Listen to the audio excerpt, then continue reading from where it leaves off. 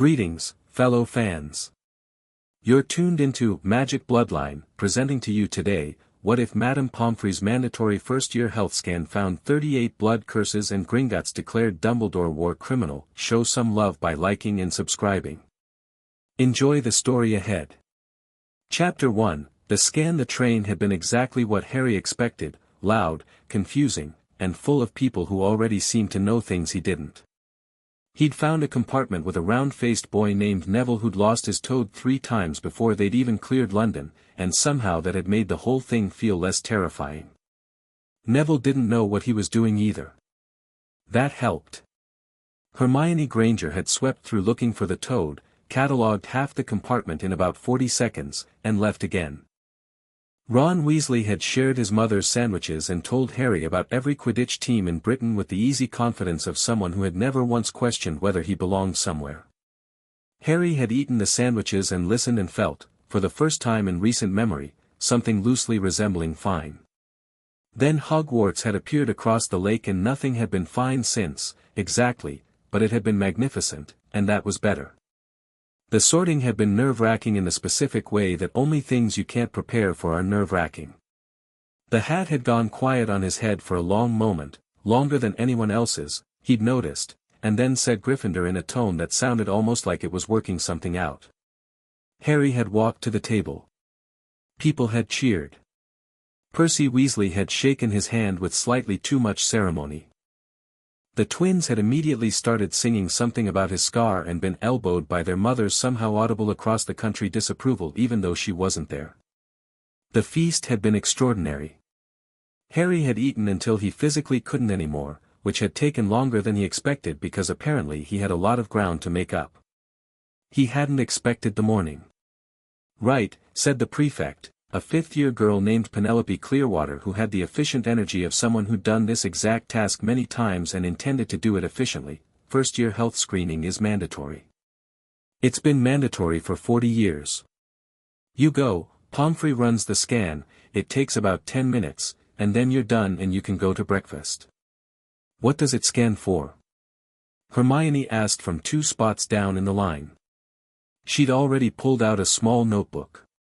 Standard magical health markers. Core integrity, spell residue, any inherited conditions that might affect your studies. They send the results to your parents or guardians and flag anything that needs treatment. Penelope checked her list. It's completely routine. First years have been doing it since 1951. Harry stood in the line outside the hospital wing and watched the door. He wasn't worried, particularly. He felt fine. He'd always felt fine, more or less, except for the headaches and the strange muffled feeling he sometimes got when he tried to do magic, but that was just nerves, probably. Everyone felt like that when they were learning something new. Neville was ahead of him in the line and came back out after 8 minutes looking faintly green but otherwise intact. She just waves a wand, Neville reported quietly. It's not bad. The wand glows different colors and she writes things down. Mine came back yellow on 2 things, which she said just means I need extra strengthening solution, probably. Yellow is fine. Yellow is fine. Red is when they get serious. Harry went in when his name was called. The hospital wing smelled like clean linen and something herbal that Harry couldn't identify. Madame Pomfrey was a compact, brisk woman who radiated the specific competence of someone who had handled every possible medical emergency and remained unbothered. She gestured Harry to sit on the examination bed, flicked her wand in a practiced art to pull up a fresh piece of parchment, and began without preamble. This won't hurt, she said. Hold your wand hand open, palm up, and try not to fidget.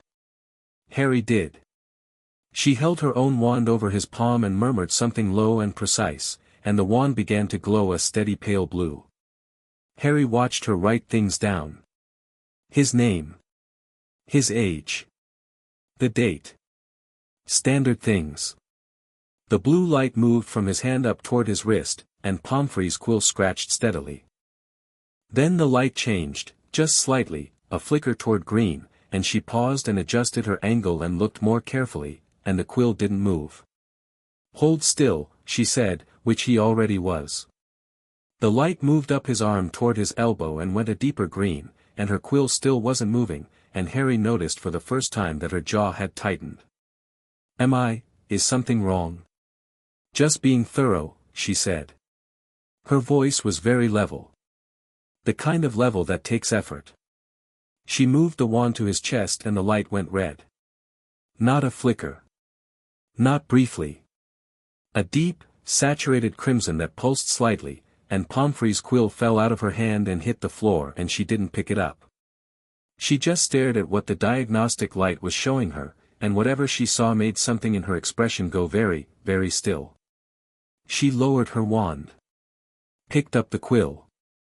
Set it on the tray. Then she cast the diagnostic again, slower this time, and Harry watched the red bloom back across her wand like something answering a call. Potter, she said carefully, how have you been feeling? Physically. Day to day. Fine, Harry said automatically. Then he thought about it properly. I get headaches sometimes.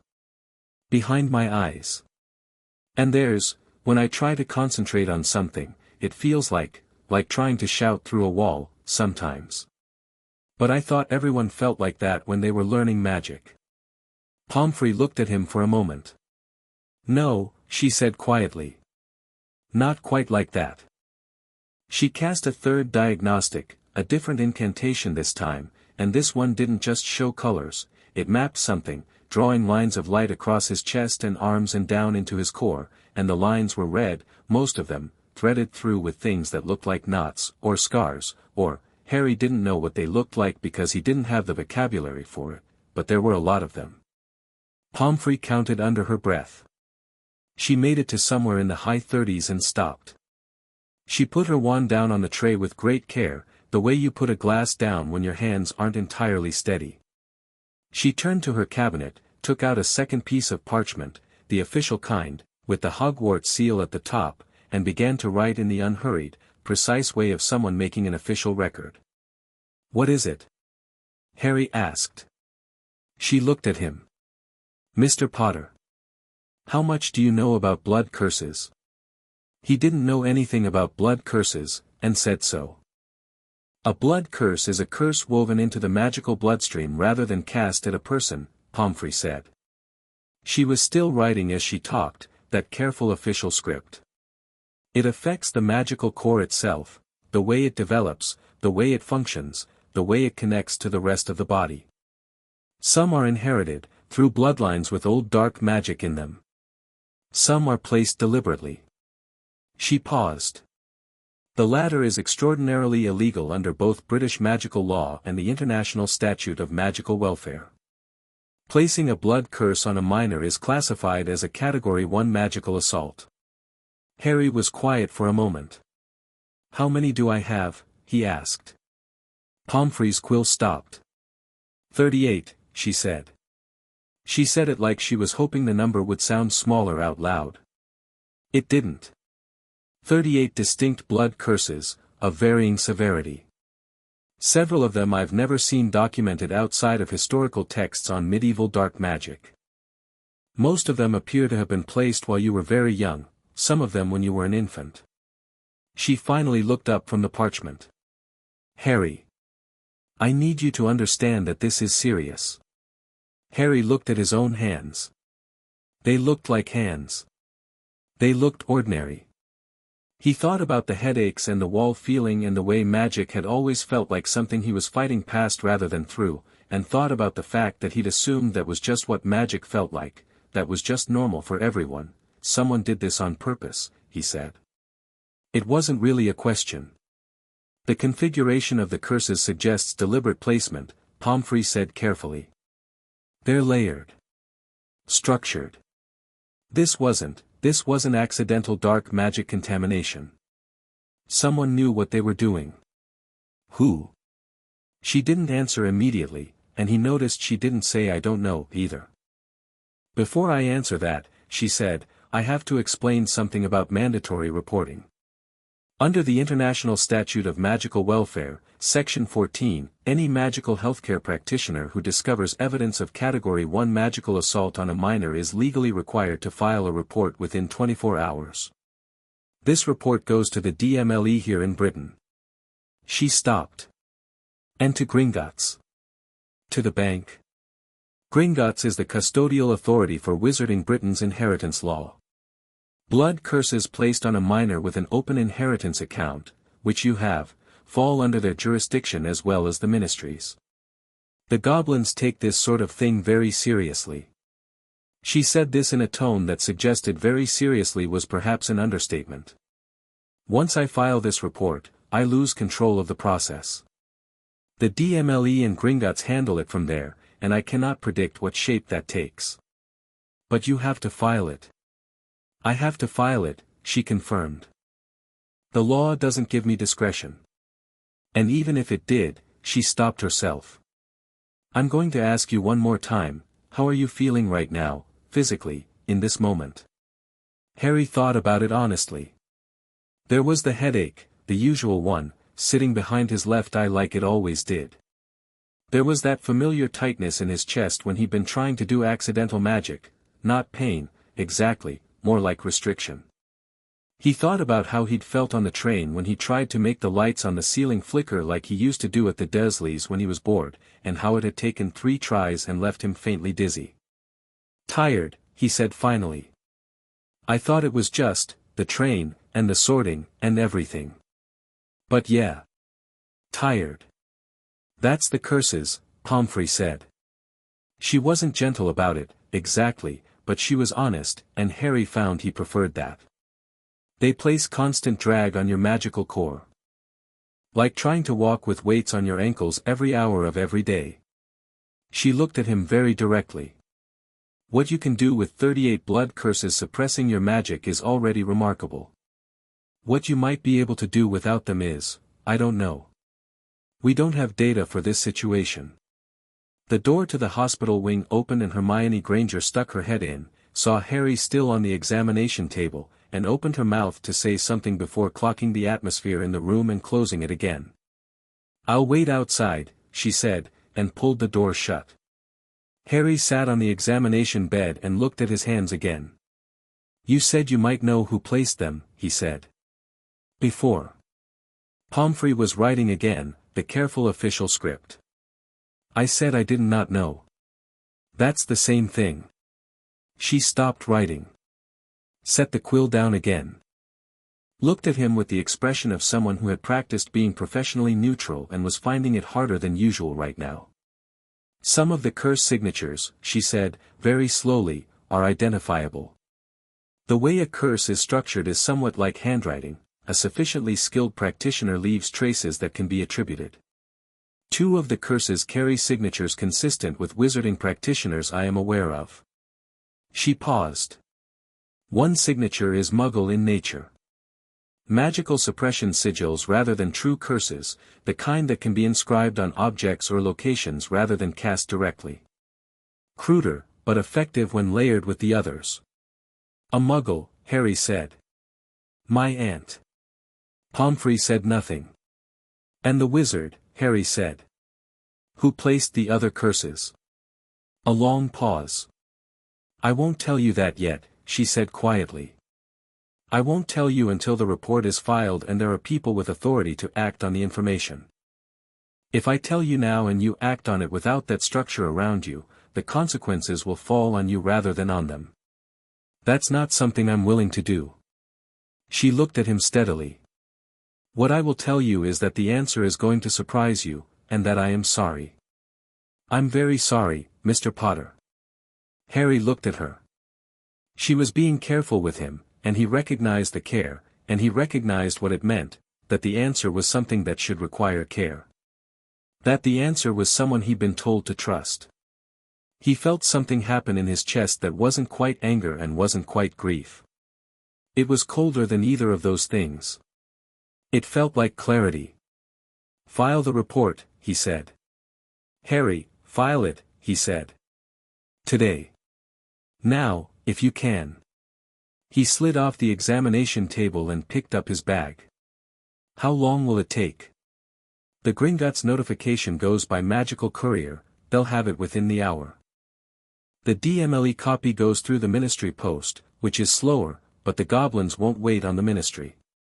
She was still looking at him with that careful expression. Gringotts moves quickly when they feel an inheritance has been tampered with. I expect you'll hear from them before tomorrow morning. Good, Harry said. He shouldered his bag.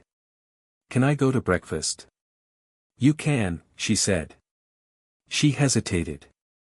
How are you? I'm fine, he said, and his voice came out very steady, which surprised him slightly. I'll be fine. Can I have a copy of the diagnostic results? She blinked. Yes. I can make you a copy. It's your medical record. Make me 2 copies, he said. Please. She did. She rolled them carefully and tucked them into a carry tube and handed it to him, and he took it and nodded and walked out. Hermione was waiting in the corridor, sitting on the floor with her back against the wall and a book open across her knees that she was very obviously not reading. She looked up when he came out. Are you all right? She asked, because she was Hermione and she'd clearly read the room correctly and wasn't going to pretend she hadn't. I don't know yet, Harry said honestly. Probably. Come to breakfast. She stood and fell into step beside him without asking further questions, which he appreciated. Then, because she was also Hermione, what was in the tube? Medical results. Are you sick? Sort of. It's complicated. He considered for a moment. If I told you I had 38 blood curses deliberately placed on me by person or persons currently unknown, how would you find out what that meant legally? If you wanted to understand what the law said about it. Hermione stopped walking. Blood curses, she said, in a voice that meant she was already pulling her mental library into order. Deliberate placement on a minor? Yeah. That's a serious criminal charge, she said. Category 1 assault under the 72 Statute of Magical Welfare. Gringotts has custodial authority over inheritance related, she stopped. Harry. Your inheritance account. That's what Pomfrey said. Gringotts doesn't mess around with inheritance law. They take violations of blood inheritance as serious as, I read about the goblin rebellions, the thing that actually causes them isn't the big political stuff, it's the inheritance violations, it's when wizards try to. She stopped again and looked at him very directly. Who did this to you? I don't know yet. I think Pomfrey knows and won't tell me until the report's filed. That's smart of her, Hermione said, and he could hear her thinking at speed. If she tells you and you confront them directly, you lose the legal process. If the legal process runs first, you have documentation, institutional authority. She started walking again, faster. I'm going to the library after breakfast. You should come. I have history of magic. Binns won't notice you're gone. He barely notices he's there. Harry almost smiled. That was possibly the first time he'd almost smiled since the hospital wing, and he noticed it. Neville caught up with them in the entrance hall, toast in hand, Trevor the Toad bulging very slightly from his robe pocket. You were in there for ages, Neville said. Is everything okay? Not really, Harry said, and Neville's face did something kind and worried and didn't immediately ask for details, which was one of Harry's favorite things about Neville, already, at less than 24 hours of acquaintance. Okay, Neville said. Do you want to talk about it, or, later, Harry said. Maybe. Neville nodded and offered him a piece of toast and that was that. The great hall was bright and crowded and smelled like bacon and fresh bread. Harry sat down and filled a plate with more food than he'd eaten at any breakfast in living memory and ate it steadily and thought. He thought about the Dursleys' house, which was the only home he'd ever known, and the cupboard under the stairs, and the way magic had always felt like fighting. He thought about accidental magic, things flying to his hands, hair growing back overnight, ending up on a school roof, and how he'd always felt faintly guilty about those incidents, like they were evidence of something wrong in him. But what if they weren't wrong? What if they were right, and the wrongness was the curses, and accidental magic was what happened when his actual power punched through the suppression hard enough to get out anyway? What did 38 blood curses worth of suppression look like, from the outside? It looked like a scrawny kid in broken glasses with second-hand robes and a permanent headache who'd felt muffled his entire life. He ate his eggs and thought about the diagnostic results in the tube in his bag and thought about the fact that somewhere in the next few hours a magical courier was landing on a goblin desk in Gringotts. He thought about how Pomfrey had said I am sorry and meant it, and how the thing she was sorry about wasn't just the curses. He thought about the question he hadn't asked yet, the one he was saving, the one he already half knew the answer to. He'd been left at the Dursleys'. He'd been left on a doorstep in November as a baby, and someone had decided that was where he belonged, and someone had made sure the Dursleys could add their own layer of suppression on top of everything else. Someone with enough power and knowledge to make 36 blood curses and have them go undetected for 11 years. Someone who'd been making decisions about Harry Potter's life since before Harry could remember any of it. He finished his eggs. He drank his pumpkin juice. Hermione, he said, after breakfast. Library, she confirmed. The Hogwarts library was enormous and dim and smelled like possibility. Madame Pants regarded them with the professional suspicion she apparently reserved for all first years until proven otherwise, and then retreated to her desk when Hermione made directly for the legal reference section with the confidence of someone who'd already mapped the library in her head based on the catalog she'd memorized before term started. Harry sat across from Hermione and unrolled one of the diagnostic copies on the table between them. They both looked at it. It was dense with notations, Pomfrey's careful script alongside the formal diagnostic symbols, columns for type and severity and estimated date of placement. 38 lines. The earliest entries dated to before his first birthday. Hermione was very quiet for a moment. Some of these are from before you could walk, she said. I know. These medieval ones, I've read about these in dark curses through the ages. They were used to suppress magical heirs who were considered, the historical context is they were used on children whose families wanted to control their inheritance. Limit what they could do. Keep them manageable. She looked up. Someone used medieval inheritance suppression curses on a 1-year-old. I need to know who, Harry said. Not the Muggle ones, I already know those are my aunt. I need to know the wizard. Hermione pulled the parchment closer and studied it. These signatures here, the formal notations. Pomfrey's flagged 2 or 3 with asterisks. She pointed. That usually means identifiable. But she hasn't written the name, she's left a blank. Deliberately. She said she'd tell me after the report was filed. The report went to Gringotts, you said. This morning. Hermione was quiet for a moment. Harry, have you thought about what happens next? What Gringotts actually does when they receive a report like this? Not specifically. I looked it up this morning while I was waiting outside the hospital wing. She produced her notebook, which was already covered in fresh writing.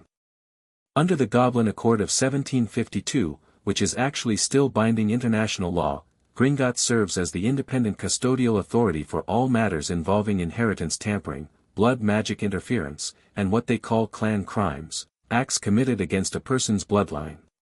Category 1 magical assault on a minor with an open Gringotts vault is considered a clan crime. She looked at him steadily. They have their own legal process. Entirely separate from the ministry. The ministry can't overrule it. What does their legal process look like? It depends on the severity. She tapped the parchment. 38 blood curses. Several of them medieval dark magic. Placed on an infant who was also the last of their bloodline. She paused. I found a record of a case in 1834 where Gringotts brought charges against a wizard for placing 3 blood curses on an heir. The charges they were enormous. The wizard lost everything. And that was 3. The number 38 sat in the air between them.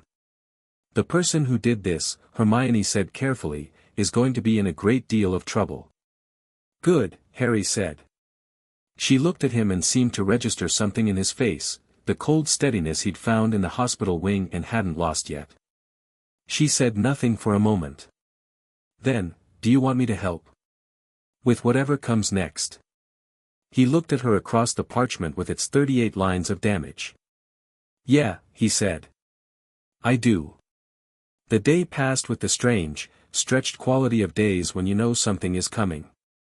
Transfiguration with McGonagall, who was brisk and demanding and transformed her desk into a pig and back again and somehow managed to be simultaneously impressive and frightening. Charms with Flitwick, who was enthusiastic and small and made Harry's first Wingardium Leviosa feel like a victory. Herbology, which smelled terrible but which Neville took to with an ease and confidence that Harry hadn't seen from him anywhere else and which made Harry oddly happy. Harry went through all of it with a portion of his mind elsewhere, parsing what he knew, laying it against what he suspected, noting the gaps. He caught himself watching Dumbledore at the high table during meals with a different quality of attention now. Watching the way the old headmaster smiled and nodded and radiated that particular brand of benevolent authority that seemed to fill whatever room he was in. He thought about the word deliberate, which was what Pomfrey had said. Structured. Layered. Someone who knew what they were doing. He thought about the other word she'd used, that he kept coming back to, handwriting. Curse signatures like handwriting. The way you could identify a sufficiently skilled practitioner by the traces they left. How skilled would you have to be to place 36 distinct blood curses? How skilled, and how powerful, and how knowledgeable about ancient dark magic, and how, he made himself stop. He made himself wait. He'd told Pomfrey to file the report, and the process was moving, and he'd get the answer when there was scaffolding around it, like she'd said. But he was building the answer in his head anyway, the way you can't help building a picture when you've got most of the pieces and only a few remain. He slept that night with the second copy of the diagnostic results folded under his mattress, which felt like it should be more dramatic than it was. The owl arrived at breakfast. It wasn't a regular post owl. Harry knew that the moment it came through the great hall windows, because it was different from the other owls, larger, and darker, its eyes a particular shade of amber that seemed to hold light oddly, and around its left leg was not a standard post band but a thick ring of hammered gold stamped with a device Harry didn't recognize immediately but which Hermione, beside him, inhaled sharply at. That's a Gringotts owl, she said under her breath. That's an official Gringotts courier. The owl landed directly in front of Harry. It ignored all the other plates and all the other students and it landed in front of Harry with the authority of something that had only ever had one destination. It extended its leg. The hall had gone noticeably quieter. Harry untied the letter. The envelope was heavy and cream-colored and sealed with the Gringotts stamp, the same double G crest he'd seen above the bank doors, and below the seal, in small formal lettering, by authority of the Goblin Nation. Priority Inheritance Correspondence. Recipient, Harry James Potter, Lord Potter, heir to the ancient and noble house of Potter. He was aware that people were looking. He opened the envelope. The letter inside was written in a precise, angular script on parchment that felt heavier than normal parchment, with the same cream and gold formality of the envelope. Mr. Potter, we write on behalf of the Account Management Division, Inheritance Oversight Bureau, and the Office of Clan Law of Gringotts Wizarding Bank. At 7:43 this morning, we received a mandatory health report filed by Poppy Pomfrey, Medowitch, Hogwarts School of Witchcraft and Wizardry, detailing the discovery of 38 blood curses of varying severity placed upon your person, the majority bearing identifiable curse signatures. Our preliminary analysis of the curse signatures is complete. We are prepared to share our findings with you. Additionally, our legal division has completed an initial assessment of the crimes involved under Goblin Accord of 1752, International Statute of Magical Welfare sections 14 through 22, and our own internal inheritance law. The assessment findings are significant.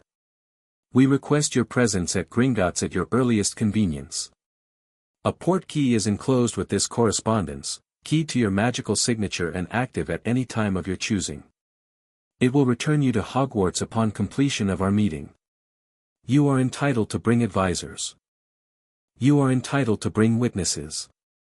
You are advised that the findings we will share with you are material to your legal interests and should be heard privately. Your account manager, Griphook, will receive you personally.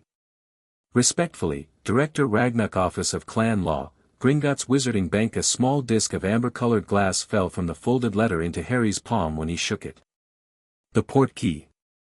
It was warm against his skin and vibrated slightly, like something just barely contained. He read the letter twice. Then he folded it and put it in his pocket. He was aware of the silence around him. He looked up and found Hermione watching him with focused attention, Neville watching him with anxious concern, and several other students trying not to obviously stare. At the high table, he could see Dumbledore watching him with an expression of perfect, attentive calm. Harry looked at Dumbledore for exactly 1 second. Dumbledore's expression didn't change. His eyes, behind their half-moon glasses, were warm and steady. Harry looked away first, not because he was frightened, but because he wasn't ready yet, and he knew the difference. "Hermione," he said quietly. "Want to see Gringotts?" "The letter says advisors," she said immediately. "I'm coming." He looked at Neville. Neville looked back. "I mean, if you want." I'm not sure I'd be much help." "I don't need help," Harry said. "I need people I trust. You've known me for 2 days, but it's better than nothing." Neville squared his shoulders in the way he did when he decided to be braver than he felt. "Okay. Yeah. I'm in."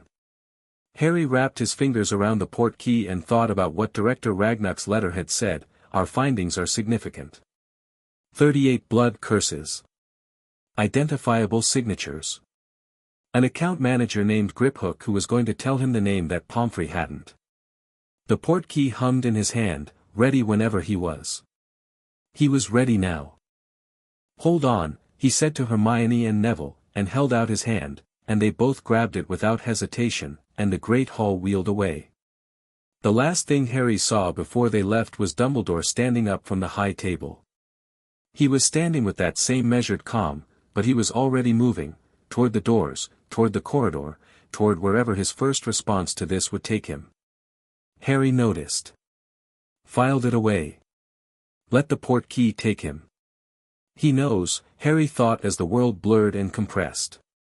He knows exactly what that letter was. And he's already moving. Good. Let him move. The goblins had already received the report. The goblins already knew the signatures. Whatever Dumbledore did in the next hour, the documentation existed.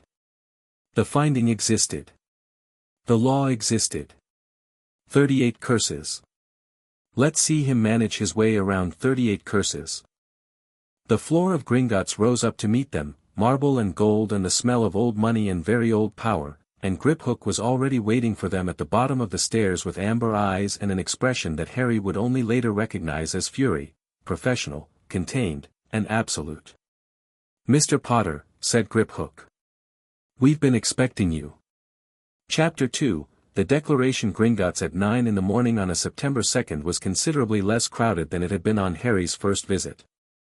A handful of wizards moved through the marble hall with the cautious energy of people who were very aware they were in goblin territory, keeping to the teller windows and not making eye contact with anything they didn't have to. The high vaulted ceiling caught every sound and turned it into something architectural, footsteps and murmured transactions and the scratch of quills all woven together into a kind of ambient authority. Griphook led them past the main teller floor without stopping, past the doors to the cart tunnels, through a narrower corridor Harry hadn't seen on his first visit, and into a part of the bank that felt distinctly less decorative and considerably more serious. The walls here were plain stone rather than marble. The doors were iron.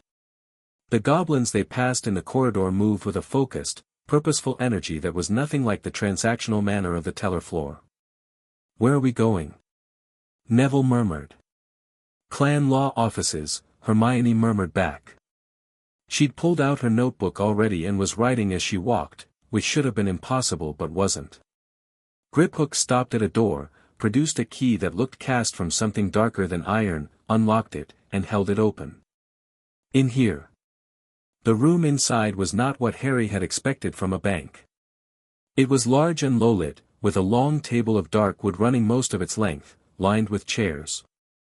One wall held shelves of dense, leather-bound volumes, goblin legal records, from the look of them, printed in a script Harry couldn't read but which Hermione was already craning her neck toward.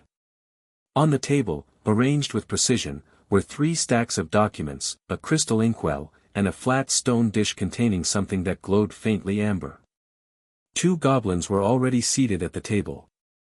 One was older, with the kind of face that had been serious so long it had simply become its resting state. The other was younger, relative to goblins, which Harry was aware was a fairly wide range, with quick, sharp eyes and fingers currently splayed flat on the documents in front of him as if he was physically holding them in place.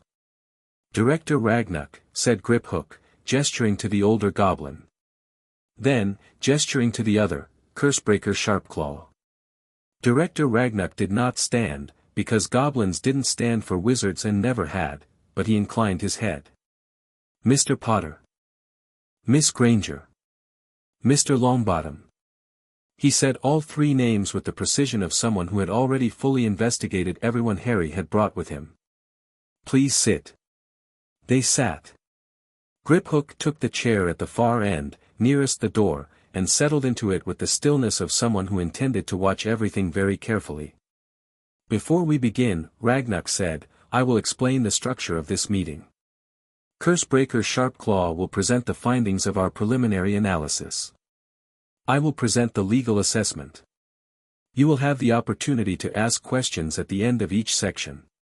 We will not rush this. It is important that you understand what we are telling you before you decide how to respond." His eyes, which were the deep amber of old amber, fixed on Harry directly. "Is this acceptable?" "Yes," Harry said. "Good. Sharpclaw." The Cursebreaker unfolded his hands from the documents and pushed the top stack toward the center of the table. "I'll keep the technical explanation brief," he said. His voice was dry and quick and suggested that brief was something he had to consciously impose on himself. The diagnostic copy forwarded by Madame Pomfrey confirmed 38 blood curses. "We ran our own analysis this morning using the sample data contained in the diagnostic. We didn't need your physical presence for this portion, Mr. Potter. The magical impression in a proper diagnostic is sufficient for identification purposes." He laid the first document flat. It was dense with notation, columns and symbols that meant nothing to Harry but which Hermione, beside him, was reading with quiet intensity. "Of the 38 curses, 36 are wizarding in origin.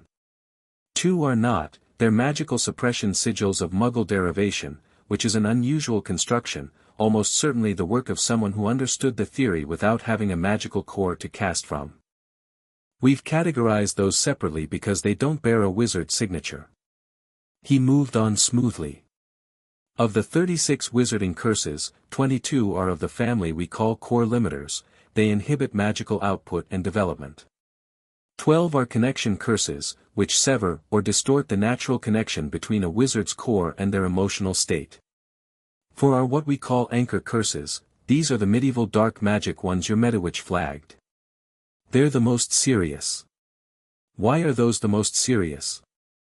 Hermione asked, which was exactly what Harry was about to ask. Sharpclaw looked at her with what might have been approval. "Anchor curses don't just limit or distort. They bind. They take what's in the magical core and pin it, like nailing something to a wall.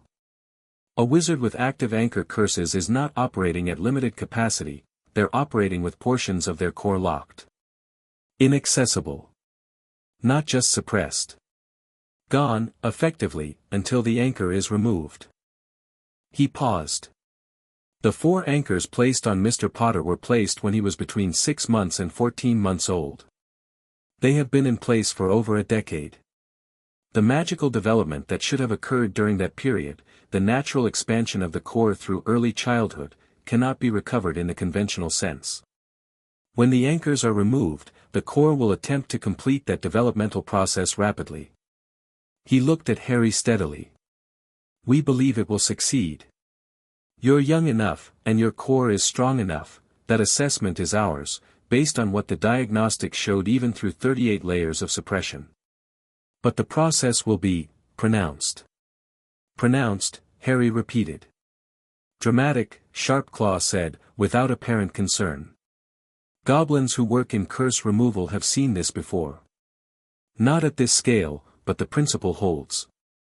Your magic will know what it missed. It will try to catch up. He gathered his documents. The identification of the curse signatures is our most significant finding.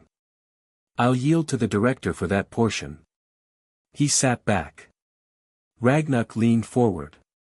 Before I give you the name, Ragnuk said, and the room got slightly quieter, somehow, I want to be precise about what the term curse signature means in a legal context. It is not inference. It is not educated guessing. A curse signature is the magical equivalent of a fingerprint.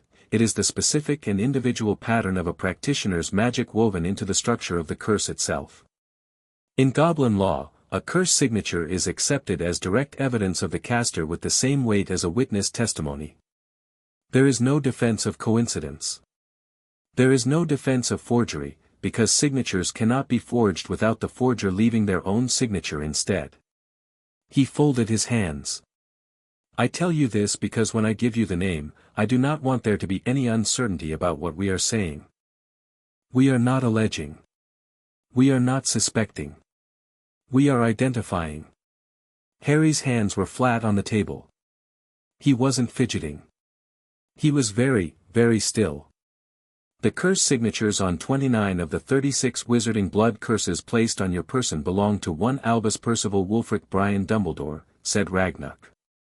Headmaster of Hogwarts School of Witchcraft and Wizardry. Supreme Mugwump of the International Confederation of Wizards. Chief Warlock of the Wizengamot. He said each title with the deliberate weight of someone who was going to make sure they were on record. The remaining 7 carry signatures from 2 other practitioners, minor placements, early ones. We assess these as likely contracted work, magical craftsmen hired to build specific curse structures that were then applied by Dumbledore. The foundational architecture of all 38 curses, including the 4 anchor curses, is Dumbledore's. The room was quiet. Neville made a sound that was not quite a word. Hermione's quill had stopped moving. Griphook, at the end of the table, watched Harry with those amber eyes and didn't look surprised at all. Harry breathed once, slowly. He'd known. He'd been building toward it since the hospital wing, and he'd known before he came here, and he'd known before the letter this morning, and he'd known, really, since Pomfrey's face when she wouldn't tell him and said I'm sorry. He'd known. Knowing didn't make it small. But it didn't flatten him either. It did something else. It made the cold clarity he'd found yesterday sharper. More specific. Like a focus spell clicking into place. Okay, he said. Ragnuk studied him. You're not surprised. I'm not surprised, Harry said. But, I was building toward it. What does this mean legally? For him. Under Goblin Accord of 1752, the deliberate placement of blood curses on a wizarding minor with an open Gringotts account constitutes a Category 1 clan crime, Ragnuk said, and now his voice had taken on the particular quality of something very formal being stated for a very formal record. The applicable charges are, interference with inheritance, magical assault on a minor, unauthorized use of dark magic against a protected person, and, because Dumbledore is also the current guardian of your educational interest as your headmaster, and because the Wizengamot has a canon of magical guardianship law going back centuries, breach of magical wardship. He paused. The cumulative severity, given the scope, duration, nature of the curses, and the identity and seniority of the perpetrator, Gringotts is prepared to issue a formal declaration of war criminal status. Neville said, very quietly, blimey. War criminal, Harry repeated. Under Goblin law, Ragnuk said, the term is precise and specific. A war criminal under our code is a person who has committed deliberate and systematic magical harm against a protected individual for the purpose of gaining or maintaining power over them. It is not a metaphor. It is a legal classification. He reached under the table and produced a scroll. It was long, genuinely long, the kind of scroll that had been written and annotated and sealed multiple times. The seal at the top was the Gringotts crest, but below it was a second seal, one that Hermione made a small sharp noise at. "What's that second seal?" Harry asked her quietly. "That's the seal of the International Goblins Accord," she said, and her voice was slightly different than usual. "That's not just Gringotts Britain. That's the whole International Goblin Banking Authority. She stopped. That's every major bank on 3 continents co-signing this. We sent the diagnostic findings to our sister institutions at 4 this morning," Ragnarok said, watching Hermione with what was definitely approval. The international community was unanimous. "The declaration is jointly issued." He set the scroll on the table. "Albus Dumbledore is, as of 6:47 this morning, a declared war criminal under the Goblin Accord of 1752 and its international equivalents." Harry looked at the scroll. He looked at his name on it, at the top, in the formal notation of someone whose rights were being defended. Harry James Potter, Lord Potter, heir to the ancient and noble house of Potter. He'd been Harry Potter from the cupboard under the stairs, with second-hand robes and broken glasses and a permanent headache, for his entire life. He looked at the scroll and thought about those two identities and what the distance between them said about what had been done to him. "What happens next?" he asked. "Several things," Ragnarok said. "Simultaneously, and quickly, because speed is important now. The declaration has been sent to Dumbledore's own vaults. They have been frozen pending the outcome of proceedings. It has been sent to the Ministry of Magic, Department of Magical Law Enforcement, where it constitutes a formal external charge that they are legally obligated to act on. It has been sent to the International Confederation of Wizards. And it has been sent, this morning, by personal messenger, to the office of Amelia Bones, head of the DMLE, whom we have worked with before and regard as both honest and effective." He looked at Harry. "The ministry will be slow. The ministry is always slow. Bones will not be slow, but she will be working within constraints. Gringotts is not constrained in the same way. What can Gringotts do independently? We can freeze his assets, which we have done. We can revoke his status as a trusted party with any Gringotts-affiliated institution, which we are doing. We can issue a travel advisory to our international partners, which is effectively an international warrant. And we can offer you something considerably more immediate." Grip Hook, from the end of the table, spoke for the first time since introductions. His voice was quieter than Ragnarok's but no less precise. "We can remove the curses." The room shifted slightly with that offer. "Here," Harry said. "Today," Grip Hook said. "We have curse breakers available. We have the diagnostic. We know what we're dealing with and how to address it. The anchor curses require delicate work, they'll take the longest, but all 38 can be removed safely within a day." He looked at Harry the way a craftsman looks at a problem they find genuinely interesting and genuinely offensive in equal measure. "We'd like to, frankly. As a matter of professional pride." Harry looked at Sharpclaw, who gave a short nod. "The process itself," Harry said. "What does it feel like?" "The minor curses, the limiters and connectors, will release quickly. You'll feel them go. Like," Sharpclaw searched for the word. "Like being in a room where you didn't notice how cold it was until it gets warm. The 4 anchors will be more significant. We'll bring them off one at a time, slowly, with monitoring. There'll be a period afterward where your magic is, finding its level. We'll need to keep you here for that. How long? We won't know until we've removed the anchors. Could be hours. Could be a day or 2. I have school," Harry said, and somewhere in the back of his mind was aware that this was an absurd thing to say under the circumstances, but it was also a real consideration. "Hogwarts will be notified," Ragnarok said smoothly. "You are technically in our custody for purposes of the proceeding.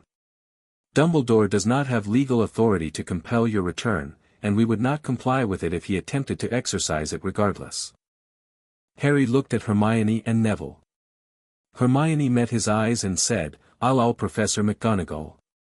She should know what's happening from someone who was actually here." Neville said, "My gran is on the Wisengamot." He said it like he'd just remembered it, and then like he'd understood what it meant in this context. She's not going to be okay with this. When she finds out." He paused. "She's not going to be okay with it in a useful way, I mean. She'll want to do something." Harry looked at him. "Can you owl her too?" "Already thinking it," Neville said. Harry turned back to Ragnarok. He looked at the scroll, at the sealed declaration, at the stack of documented evidence with its columns of damage. He thought about the port key that had brought them here, and Dumbledore standing up from the high table the moment Harry had opened the letter, already moving, already calculating. He thought about 11 years in a cupboard with 38 curses holding everything down. He thought about what Sharpclaw had said, "Your core is strong enough. It will try to catch up." He thought about what Pomfrey had said, "What you might be able to do without them is, I don't know." "Let's start the removal," he said. They moved to a different room for the curse breaking, deeper in the building, a chamber that was clearly purpose-built, with a slightly curved ceiling that seemed to absorb sound, a low wide bed in the center, and 5 goblins who introduced themselves with names Harry immediately lost and then got to work immediately without requiring him to remember them. Hermione and Neville were given chairs against the wall. Sharpclaw took the position at Harry's right side with an expression of focused professional anticipation. "The small ones first," he said. "Just to clear the field." "Go ahead," Harry said. The first curse lifted in under a minute. Harry felt it like a pressure releasing in his chest, not dramatic, just gone, a thing that had been present his whole life suddenly absent, and in the absence a faint brightness, like a light that had been under a blanket. He breathed. "Okay," he said. "Next 7, I'll do in sequence. Tell me if you feel disoriented." Harry nodded. The next 7 came off one after another, and each one was the same, a release, a small expansion, the world becoming slightly more itself. By the time the 7th lifted he was gripping the edge of the bed with both hands because the cumulative effect was becoming something he didn't have a word for. Not pain. Not overwhelm. Just, more. More of himself, pouring back into spaces he hadn't known were empty. "How are you doing?" Griphook asked from his position near the door. "Fine," Harry said. And then, because it didn't cover it, more than fine. This is what it's supposed to feel like." "Getting closer," Sharpclaw said. "We're 22 down. 14 to go before the anchors." He studied his monitoring instrument, a rod of dark crystal that glowed at different depths depending on what it was reading. "Your core is responding well. It wants to expand. We're seeing the natural pressure rebuilding." He paused. "This will accelerate as we continue. If anything becomes uncomfortable, it won't," Harry said, because he could feel it and he was certain. Sharpclaw looked at him for a moment and then, apparently, took him at his word. The next 12 came off and somewhere around the 9th one something changed in the room, not dramatically, not with a bang, just a subtle shift in the air quality the way a room shifts when someone opens a window in summer. Hermione, against the wall, looked up sharply from her notes. Neville, who had Trevor in his lap and had been murmuring to the toad with the quiet self-consciousness of someone who needed something familiar to hold on to, went still. "Do you feel that?" Hermione said quietly. "It's ambient magic," one of the other cursebreakers said, without looking up from his monitoring crystal. "His core radiating outward as the restrictions come off. Normal. Possibly notable in magnitude." Harry sat in the middle of it and felt himself. Just himself, without the wall, without the muffling. The last 12 years of every morning waking up feeling like something pressing on the back of his eyes, of magic that had to fight its way out, of being tired all the time in a way he'd thought was just what existing felt like, all of it lifting, incrementally, like watching a room come into light. Then the anchor curses. Sharpclaw set down his removing instruments and picked up a different set, longer, with a different quality of weight to them. I need you to breathe steadily, he said. These will feel different. Not painful, but present. Each one will take several minutes to work free. The removal process involves unwinding the binding structure rather than breaking it, because breaking an anchor curse releases the locked magic too rapidly. We unwind it slowly so the release is controlled. Okay, Harry said. Don't try to help, Sharpclaw said. Don't push against it or toward it. Just breathe. The first anchor curse came off in 7 minutes. Harry had no useful language for what those 7 minutes felt like. It wasn't pain. It was a steady, building unwinding sensation deep in his core, like a knot being carefully teased apart, and as it released history, not memories exactly, but the sense of all the time that had passed while this thing was in place, the weight of a decade of suppression lifting in 7 minutes of careful goblin spellwork. When it finally released, the room went briefly, blindingly bright, not the room itself but everything, his perception of it, every candle and crystal sharper than it had been a moment ago, and then it settled. Hermione had stood up. She sat back down and wrote something in her notebook very quickly. 3 more, Sharpclaw said.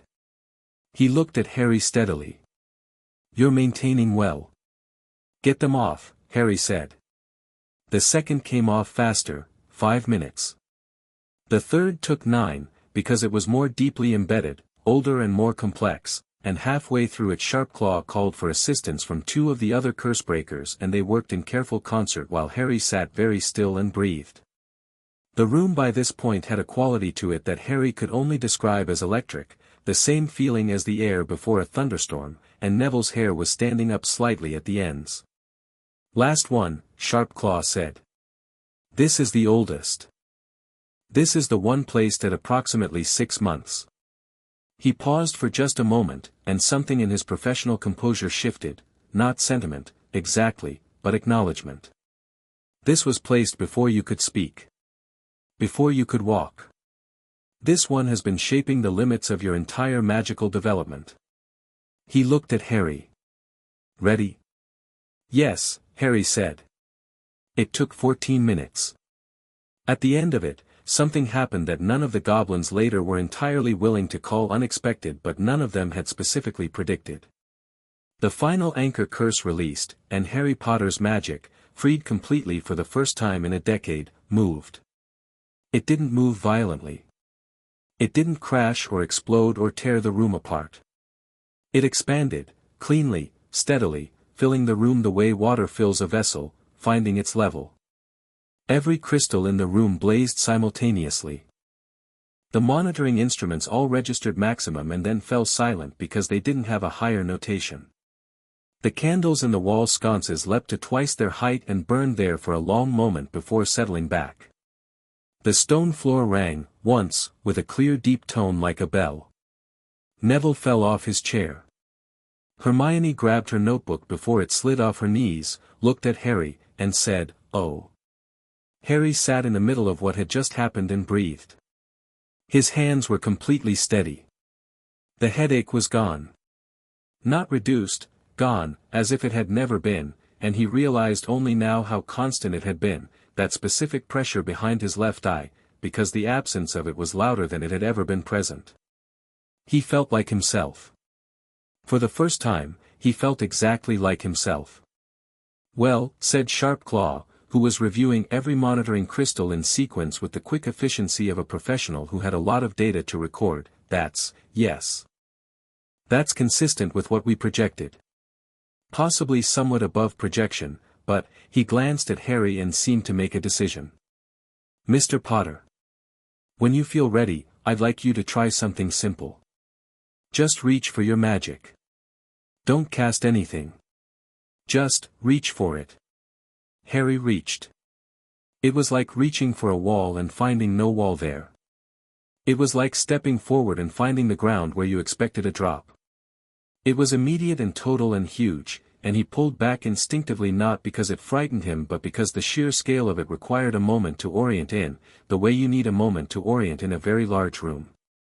That's enough for now, he said. Sharpclaw nodded and wrote something down. Several of the other goblins were also writing things down. Griphook, from the door, was watching Harry with an expression that Harry would later describe to Hermione as satisfied. "What now?" Harry asked. "You rest," Ragnarok said, from the doorway. Harry hadn't heard him come in. "We have rooms here in the bank for situations that require it. You will eat, you will sleep, and we will let the magic find its level before you return to Hogwarts." He paused. "In the meantime, the declaration has been public since 7 this morning." Harry looked at him. "Public? We don't do these things quietly," Ragnarok said. "The War Criminal Declaration is a public document under Goblin law.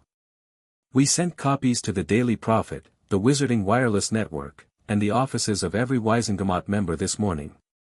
Something moved in his amber eyes that might have been satisfaction, or might have been justice, or might have been both and something else besides. "Albus Dumbledore knows what we've done. The wizarding world knows what we've found. The question now is what they do with it." Through the stone walls, through the floors of the ancient building, Harry could feel the city above them. The wizarding world going about its morning. Owls and fireplaces and the prophet landing on breakfast tables. He thought about Dumbledore, who had been standing up from the high table when the portkey fired. Who was, right now, somewhere making decisions and calculations with the same precision that had placed 38 curses on an infant. Who would have a response to this that was careful and considered and surrounded by decades of carefully maintained goodwill? But goodwill could withstand a lot of things. Harry didn't know if it could withstand the specific weight of what was written in that declaration. He didn't know if it could withstand the number 38. He thought about Hermione, who was on her 3rd page of notes. He thought about Neville, who was olling his grandmother. He thought about Augusta Longbottom somewhere in her house reading the Morning Prophet and going very still. He thought about McGonagall, who hadn't known, he was almost certain she hadn't known, and who would be reading the declaration with the specific expression of someone whose world had just rearranged itself. "Can I write some letters?" Harry asked. "We'll provide materials," Ragnarok said. "I want to write to McGonagall," Harry said. "And I want to write to Amelia Bones." He paused. "And I want to write to the prophet. I want to write my own statement before Dumbledore gets to write his." Ragnarok studied him for a moment. Then he inclined his head. "We'll provide materials," he said again, and this time it sounded like something more than just an offer. Harry's letter to the prophet was 11 sentences long. He wrote it at a desk in a small stone room that Gringotts had provided, with Hermione sitting across from him offering edits he took about half of, while Neville ate what appeared to be goblin-made sandwiches and reported that his grandmother's response owl had arrived in record time and contained the phrase that man has gone too far in the first line and only got more specific from there. The letter said, that Harry Potter, age 11, had on September 2 been found to carry 38 blood curses by Hogwarts Medowitch Poppy Pomfrey. That a mandatory report had been filed with Gringotts per the International Statute of Magical Welfare. That Gringotts had identified the curse signatures as belonging primarily to Albus Dumbledore. That the declaration of war criminal status was accurate and that Harry did not intend to dispute it. That he was currently in Gringotts' custody receiving treatment and was physically safe. That he was not afraid. That he was paying attention. And that he would be returning to Hogwarts when his treatment was complete, and he expected to find answers waiting for him when he did. He signed it Harry James Potter, Lord Potter, because Ragnarok had mentioned the title was real and legally his, and Harry had decided, with a cold and particular clarity, that he was going to use everything he had from here forward. That last line, Hermione said, reading it over. "I expected to find answers waiting. That's very direct." "Good," Harry said. "Dumbledore has a lot of friends," Neville said, not as a counterargument, just as a fact being laid on the table. "I know," Harry said. "And now they know what he did. And some of them are going to stay his friends anyway, because that's how people work. And some of them aren't." He folded the letter and sealed it with the personal wax seal Griphook had produced for him, a Potter family seal, apparently just sitting in his vault waiting to be used. "The ones who aren't," those are the ones I want to know I'm not scared. He gave the letter to the Gringotts post owl that Griphook produced for him, and watched it go, and then ate one of Neville's sandwiches, which were surprisingly good. Outside, the wizarding world was having the kind of morning that would be talked about for years. Harry Potter was in Gringotts having a sandwich. He felt, underneath all of it, underneath the enormity of the declaration and the echoing new space of his freed magic and the tectonic shift of knowing what he knew, he felt the specific, uncomplicated satisfaction of a person who has taken the first step of a long walk and found the ground solid under their feet. The headache was gone. Everything was clear. The walk was going to be long, and hard, and he already knew the shape of the opposition. He didn't care. He finished the sandwich. He picked up his quill and started on the letter to McGonagall, which was going to require more care. He had time. Chapter 3, The Undoing. Harry slept in Gringotts for 14 hours. He hadn't intended to. He'd meant to write the letter to McGonagall, eat another sandwich, maybe do some of the transfiguration reading Hermione had thrust at him before she and Neville had been portkeyed back to Hogwarts at Ragnar's insistence. You have school, your presence here is no longer required for the legal proceedings, go, and then possibly lie down for an hour.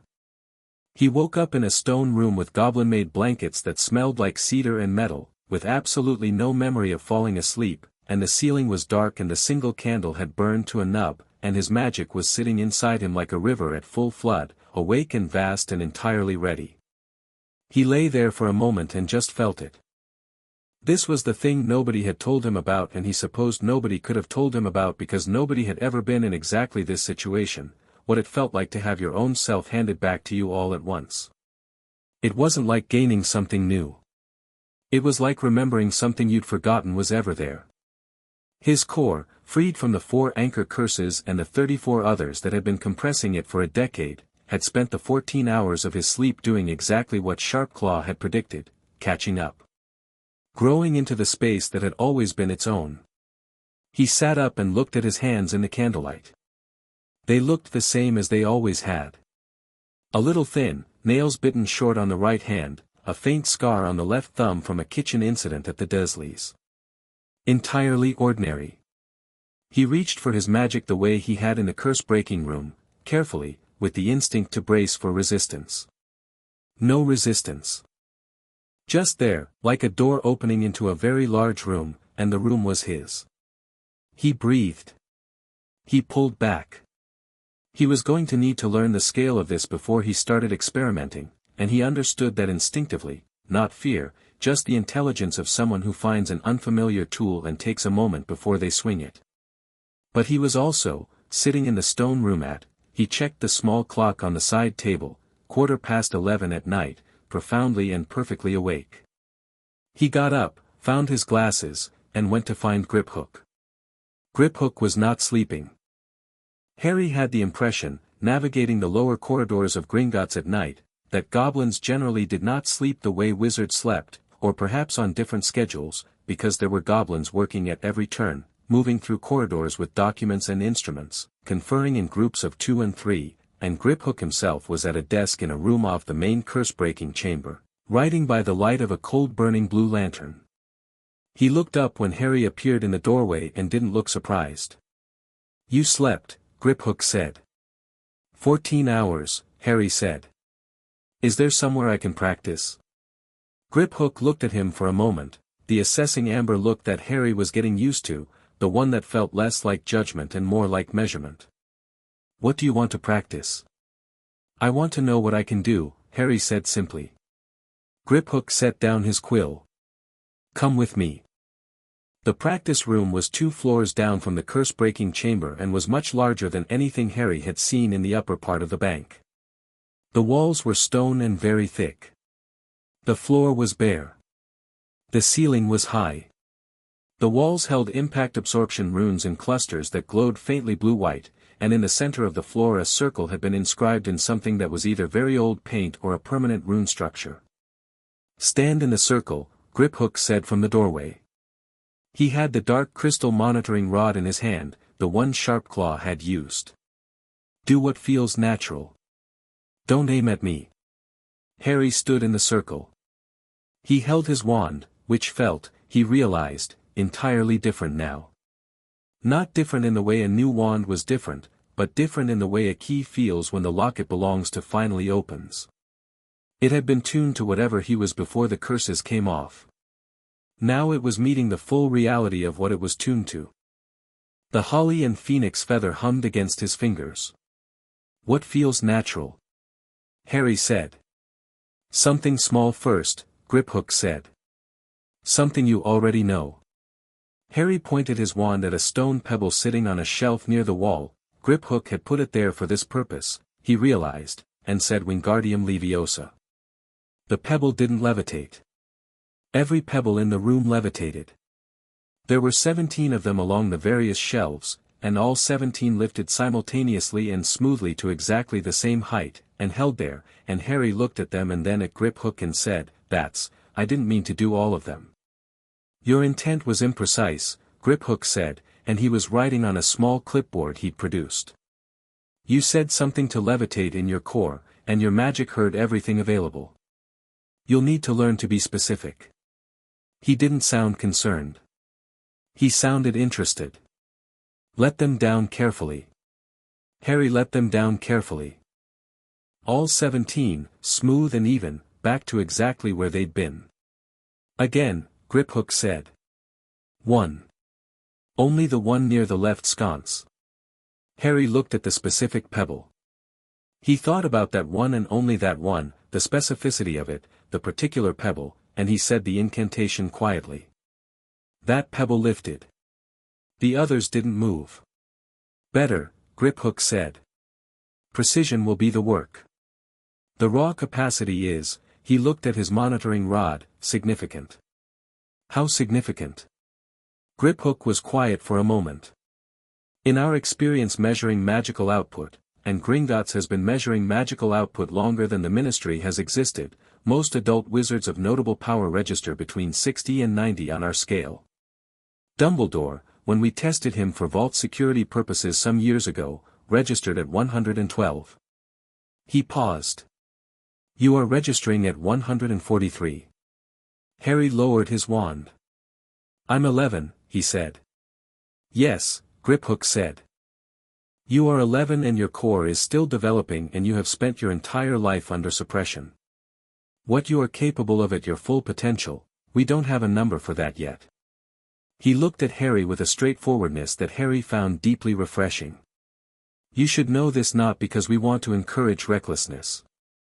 You should know it because people are going to try to manage you based on the assumption that you are a child who doesn't understand his own situation, and the more precisely you understand your situation, the harder that management will be. Harry looked at the pebbles. He looked at the runes on the walls, absorbing whatever he put out. What do I actually know how to do, he said. It was an honest question. I know levitation. I know, Hermione and I were reading about first-year spells on the train.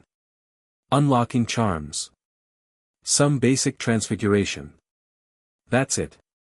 I've never had formal training. Everything I've done before today was accidental or first-year level. Then begin with first-year level, Griphook said, in a tone that meant obviously without being dismissive. A mountain is still a mountain regardless of whether you know how to climb it. Learn to climb. Harry turned back to the circle and began. He worked for 3 hours. By the end of the first hour he had Wingardium Leviosa so precise he could lift a specific grain of sand out of a pile and leave the rest undisturbed, which Griphook noted with the same measured satisfaction he applied to everything. By the end of the second hour he'd moved through everything he and Hermione had covered in their train reading, unlocking charms, simple summoning, a basic shield, and found that all of them worked the first time, without effort, with a cleanness and precision that had nothing to do with talent for the specific spell and everything to do with the fact that his magic wasn't fighting anything anymore. It was just doing what it was pointed at. The third hour was when things started getting interesting. Accio, he said, and the crystal monitoring rod flew out of Griphook's hand from across the room, crossed the full distance, and slapped into his palm in under a second. Griphook looked at his empty hand with the expression of a goblin who had not expected that but was updating his estimates accordingly.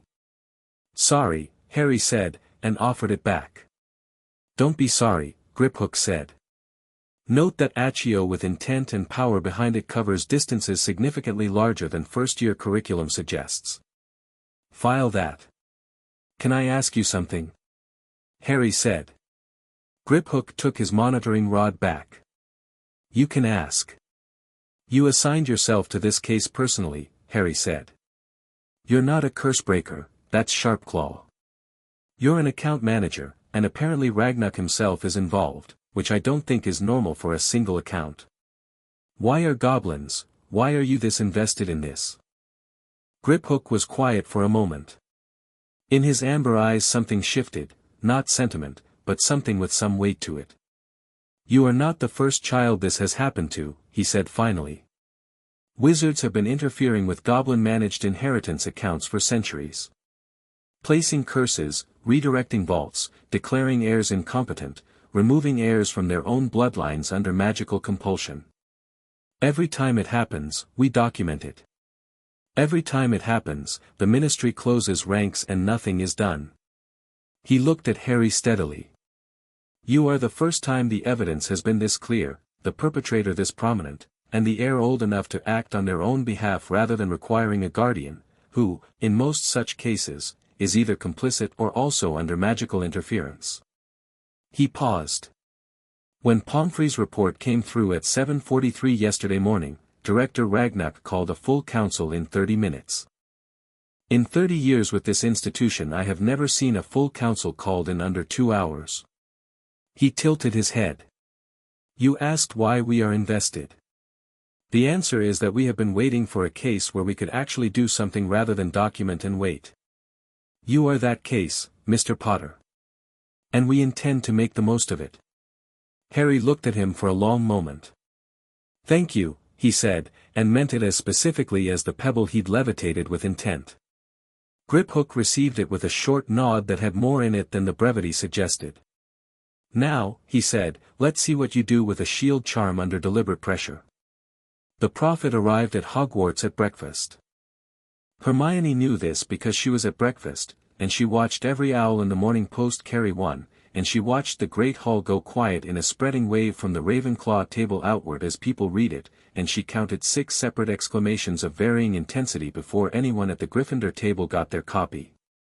The headline was, "Gringotts declares Dumbledore war criminal, 38 blood curses found on Harry Potter," and below it, in the same font but smaller, "Statement by Harry Potter, Lord Potter." In his own words, Hermione had read the statement 9 times already. She'd watched Harry write it and helped him with 2 sentences, but she read it again because she was cataloging reactions, and the statement was the thing people were reacting to most.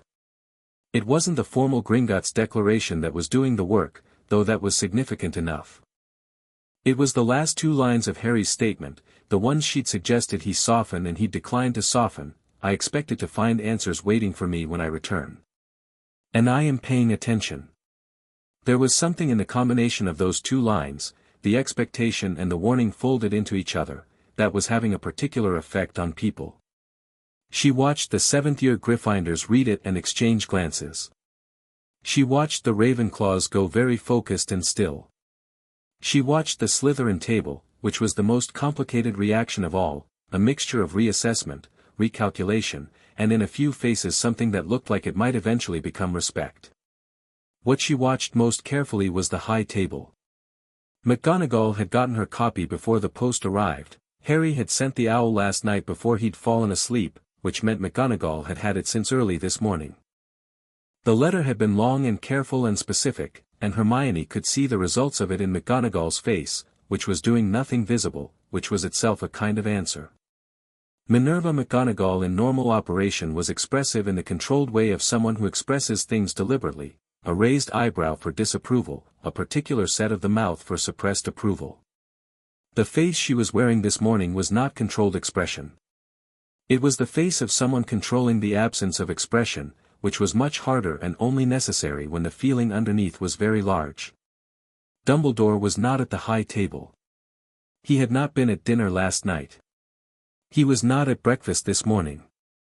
His chair sat empty with a quality that was beginning to feel deliberate rather than coincidental. Snape was there, which was notable because Snape's face was doing something equally controlled and more complicated. Hermione watched him read his copy of the Prophet and then fold it precisely and set it beside his plate and look at nothing in particular with the expression of a man revising something fundamental. "How many times have you read that?"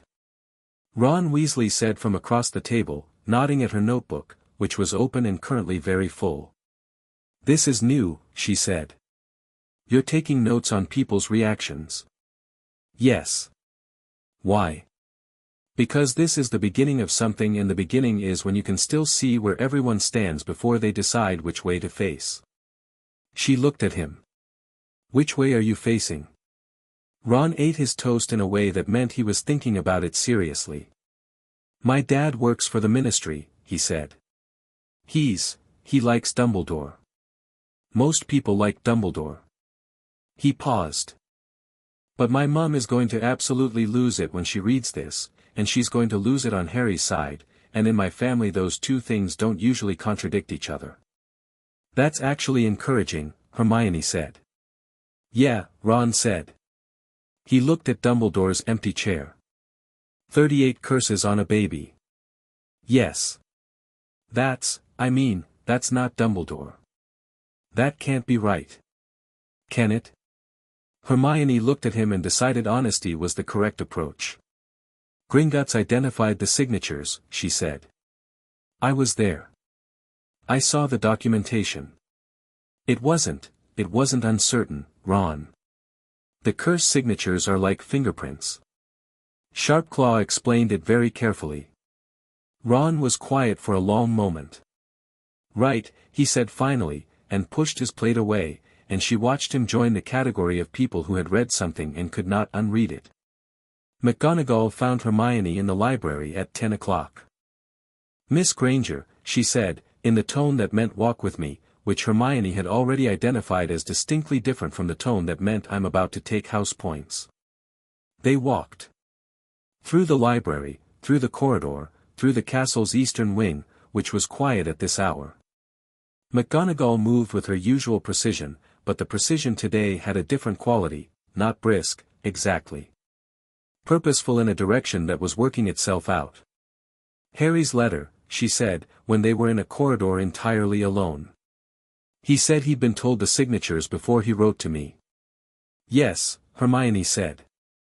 "And the removal, Sharpclaw performed it?" "Sharpclaw led it. 5 curse breakers. It took most of the day. The last anchor curse released at," Hermione checked her notes, 6:14 in the evening. "Harry ate and then slept." She paused. "He's well. He's more than well." When the last anchor came off, there was a moment in the room where everyone the monitoring crystals all maxed out. The floor rang. It was, she searched for the right word. It was significant. McGonagall stopped walking. They stood in the eastern corridor in the morning quiet, and Hermione watched her professor do something she had not seen McGonagall do yet, take an unsteady breath. Just one.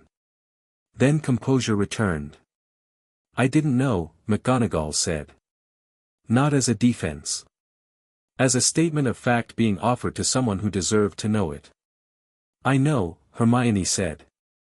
"Harry knows. The first time I knew anything was wrong was," McGonagall stopped again. "I had suspicions, years ago. About the placement with the Dursleys. I expressed those suspicions at the time." She looked at Hermione with eyes that were very direct. "They were not acted on. Harry is going to come back to Hogwarts today or tomorrow," Hermione said carefully. "When he does, there are going to be people, students, adults, who are going to try to manage the situation. Try to keep it contained. Try to navigate it politically." She looked at McGonagall. "He doesn't need that." "What does he need?" Hermione thought about Harry in the Gringotts room writing 11 precise, unwavering sentences and not letting her soften the last 2.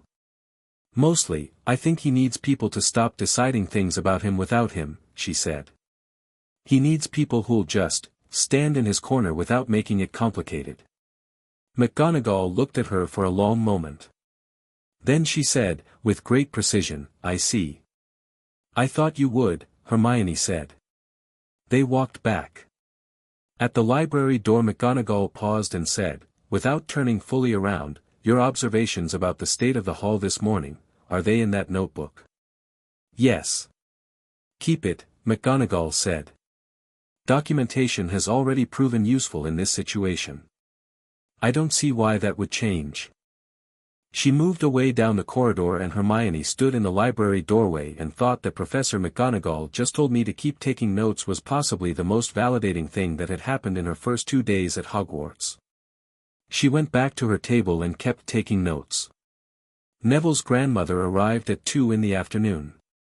Nobody had expected Augusta Longbottom to arrive in person. The owl she'd sent Neville had been furious, but it had read like a precursor to legal action, not personal visitation. But Augusta Longbottom was not a woman who did things halfway, and apparently after reading the Morning Prophet she had decided that legal action and personal visitation were not mutually exclusive. She arrived by Floo in McGonagall's office, and Neville, summoned from herbology by a first year with a note, arrived to find his grandmother and his head of house standing on opposite sides of McGonagall's desk with the careful courtesy of two people who respected each other and were about to have a very direct conversation. "Neville," his grandmother said, looking him over the way she always did, assessing and sharp-eyed. "You were there." "I was there," Neville confirmed. "Tell me exactly what happened." "Not what the paper said." "What you saw." Neville told her.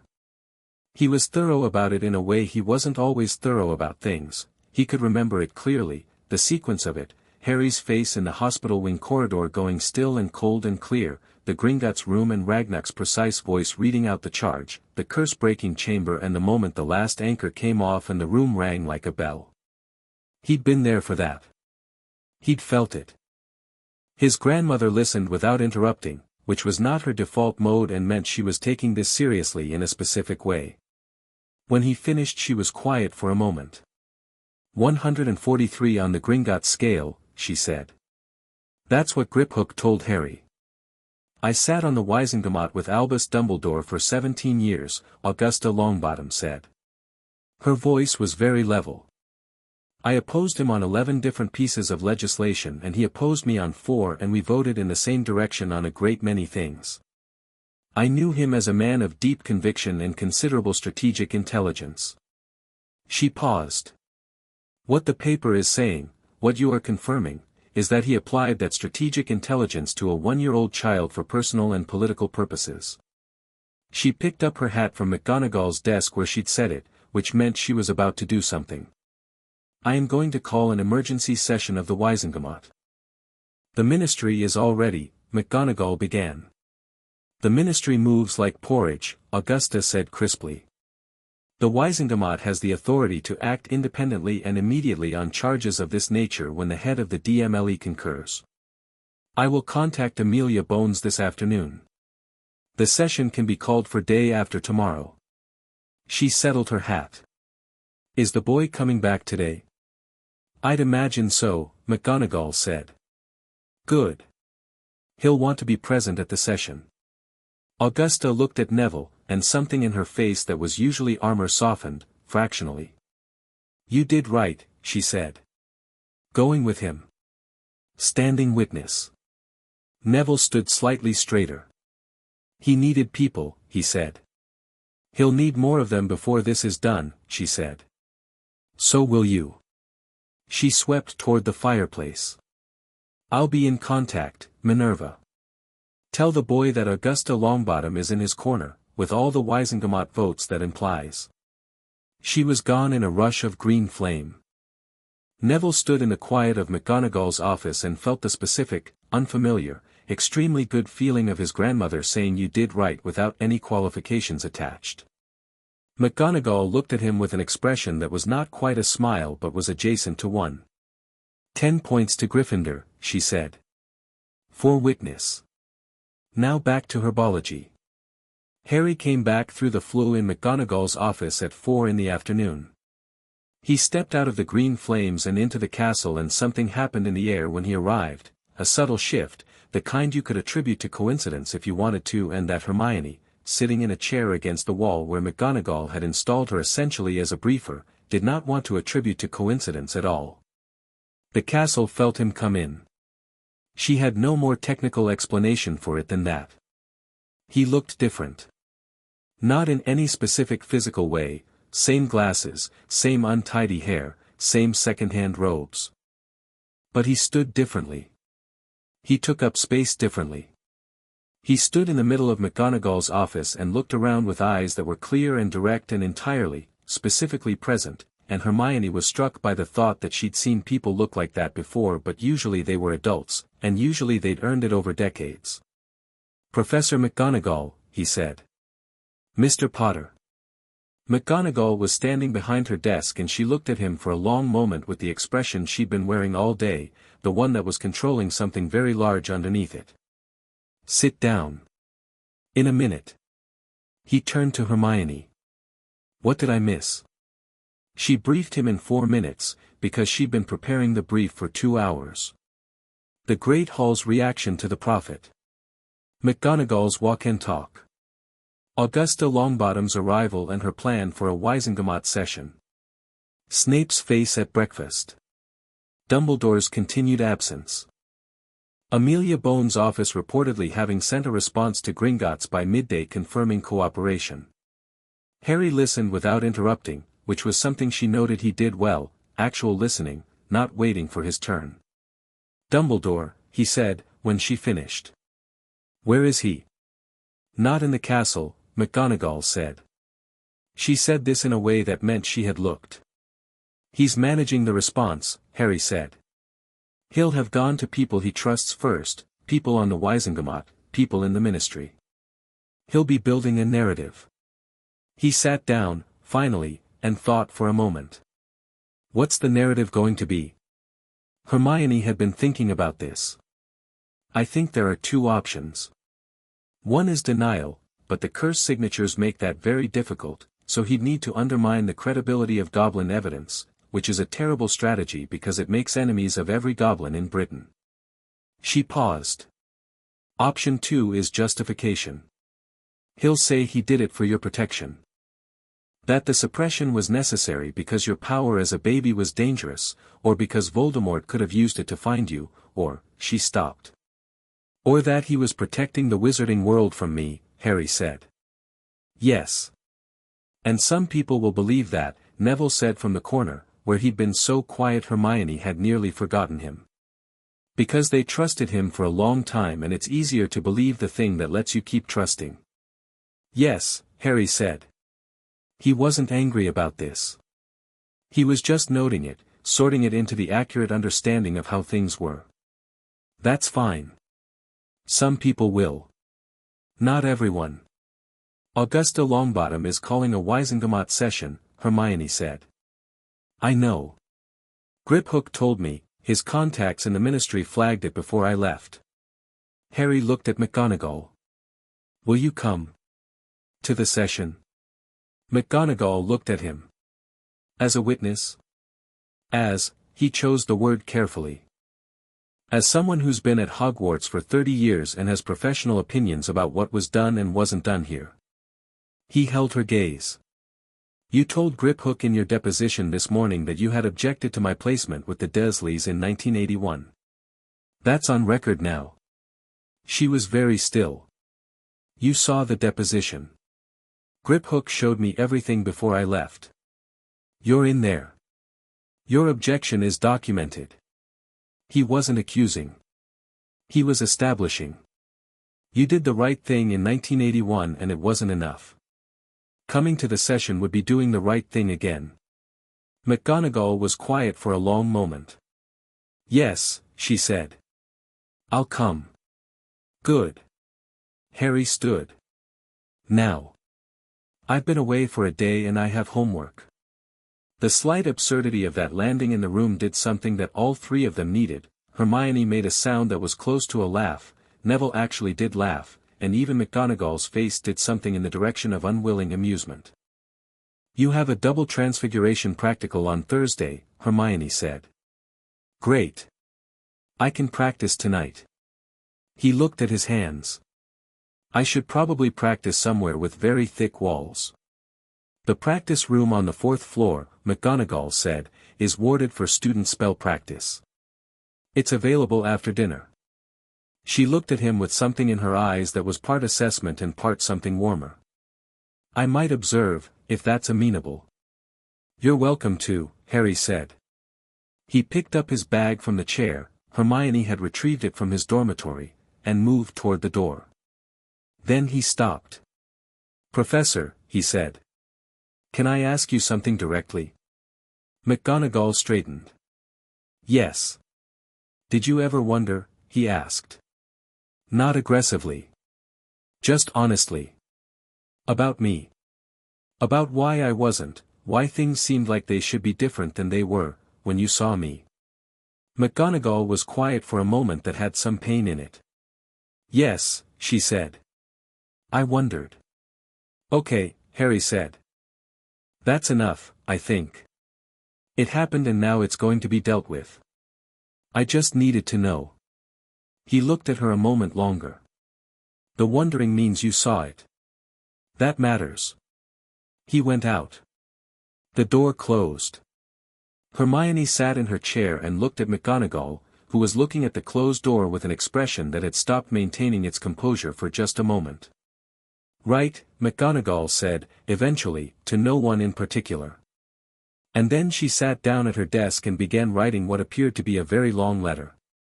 The practice room on the 4th floor had thick stone walls, good warding, and nobody in it at 8 o'clock in the evening, which is when Harry went. He didn't tell anyone except Hermione and Neville, and they came anyway, and he didn't tell them not to. He started simple. Lumos. The light came out steady and clear and very bright, bright enough to light the entire room rather than the usual arm's-length glow of an 11-year-old's first lumos. He turned it down deliberately, the way you turn down a lamp, and found he could dim it to the precise wattage he wanted. He turned it off. Right, he said to himself. He worked through the first-year curriculum page by page, Hermione reading incantations from the textbook and Harry working through them at a speed that was going to become a problem in actual class because the problem was not learning the spells. The problem was going to be performing them at a level that looked like a first year was doing them rather than someone whose magical core had just finished a decade's worth of growth in 48 hours. Reducto, Hermione read. That's not first year, that's a 5th year spell, Harry, it shouldn't be in your, I saw it in the defensive magic section in the back of Griphook's bookshelf, Harry said, and I read it while I was waiting for the portkey to charge. He looked at the far wall, where a block of stone about the size of a shoebox was sitting. He pointed his wand at it. The block of stone ceased to exist. There was a small pile of gravel where it had been. Neville said, Blimey. That's too much, Harry said, studying the gravel. I wanted it to crack, not, right. Precision. You keep saying that, Neville said. Precision. Griphook's thing. The capacity is there. The precision is the work. Harry set up another stone block, this time aiming for a clean fracture down the center. The second attempt split it exactly in half. Better. The door opened and McGonagall came in. She stood near the entrance and watched for several minutes, and Harry felt her watching and didn't perform for it, just kept working, methodically, through the spell list, calibrating each one, finding the level and learning to hold it. She watched him do a shield charm that stopped a practice hex Hermione threw at him and deflected it into the corner with enough lateral force to leave a scorch mark on the stone. Sorry, he said to the wall. Mr. Potter, McGonagall said. He turned. You said you'd been reading the defensive section from memory, she said. From Griphook's shelf. About an hour. You read the standard book of spells grade 1 through 5 in an hour. The defensive sections. The rest I can get to later. He paused. I read quickly. McGonagall looked at him with the expression she'd been calibrating all day, and then she crossed the room, wand in hand, and said, Show me your shield. He raised his shield. She tested it with 3 successive spells of escalating force, a cushioning charm, a tripping jinx, and something she cast with a crisp Latin phrase he didn't recognize that impacted the shield like a fist against a door. The shield held all three without flickering. She stepped back. Her expression was not surprise, exactly. It was the expression of a person confirming something they'd already begun to understand. "The Wisengamot session is day after tomorrow," she said. "We'll need to prepare what you're going to say." "I know what I'm going to say," Harry said. "Of course you do." She turned toward the door. "Nevertheless. My office, after breakfast tomorrow. We'll go over it together." She paused with her hand on the doorframe. "Hermione. Neville. 10 points each for supporting a fellow student. Try to get some sleep." She left.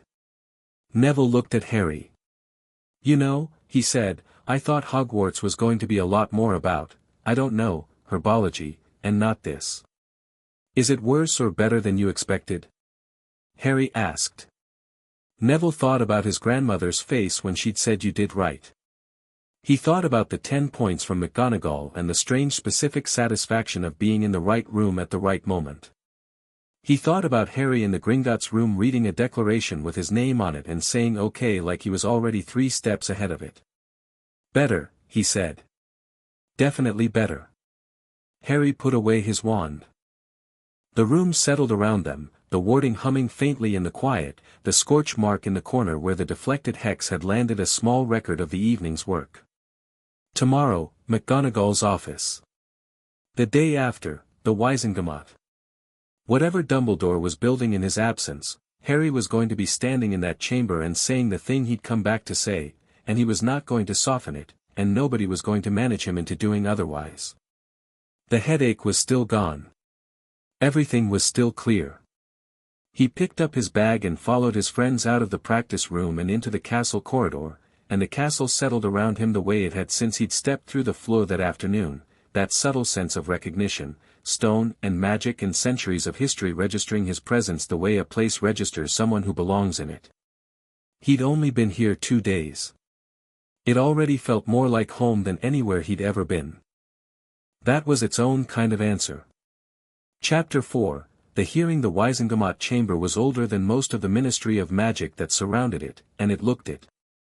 The walls were dark stone, the benches arranged in tiered semicircles around a central floor space, the ceiling high and vaulted and hung with banners in deep purple and silver that had been there since before anyone currently sitting on those benches had been born.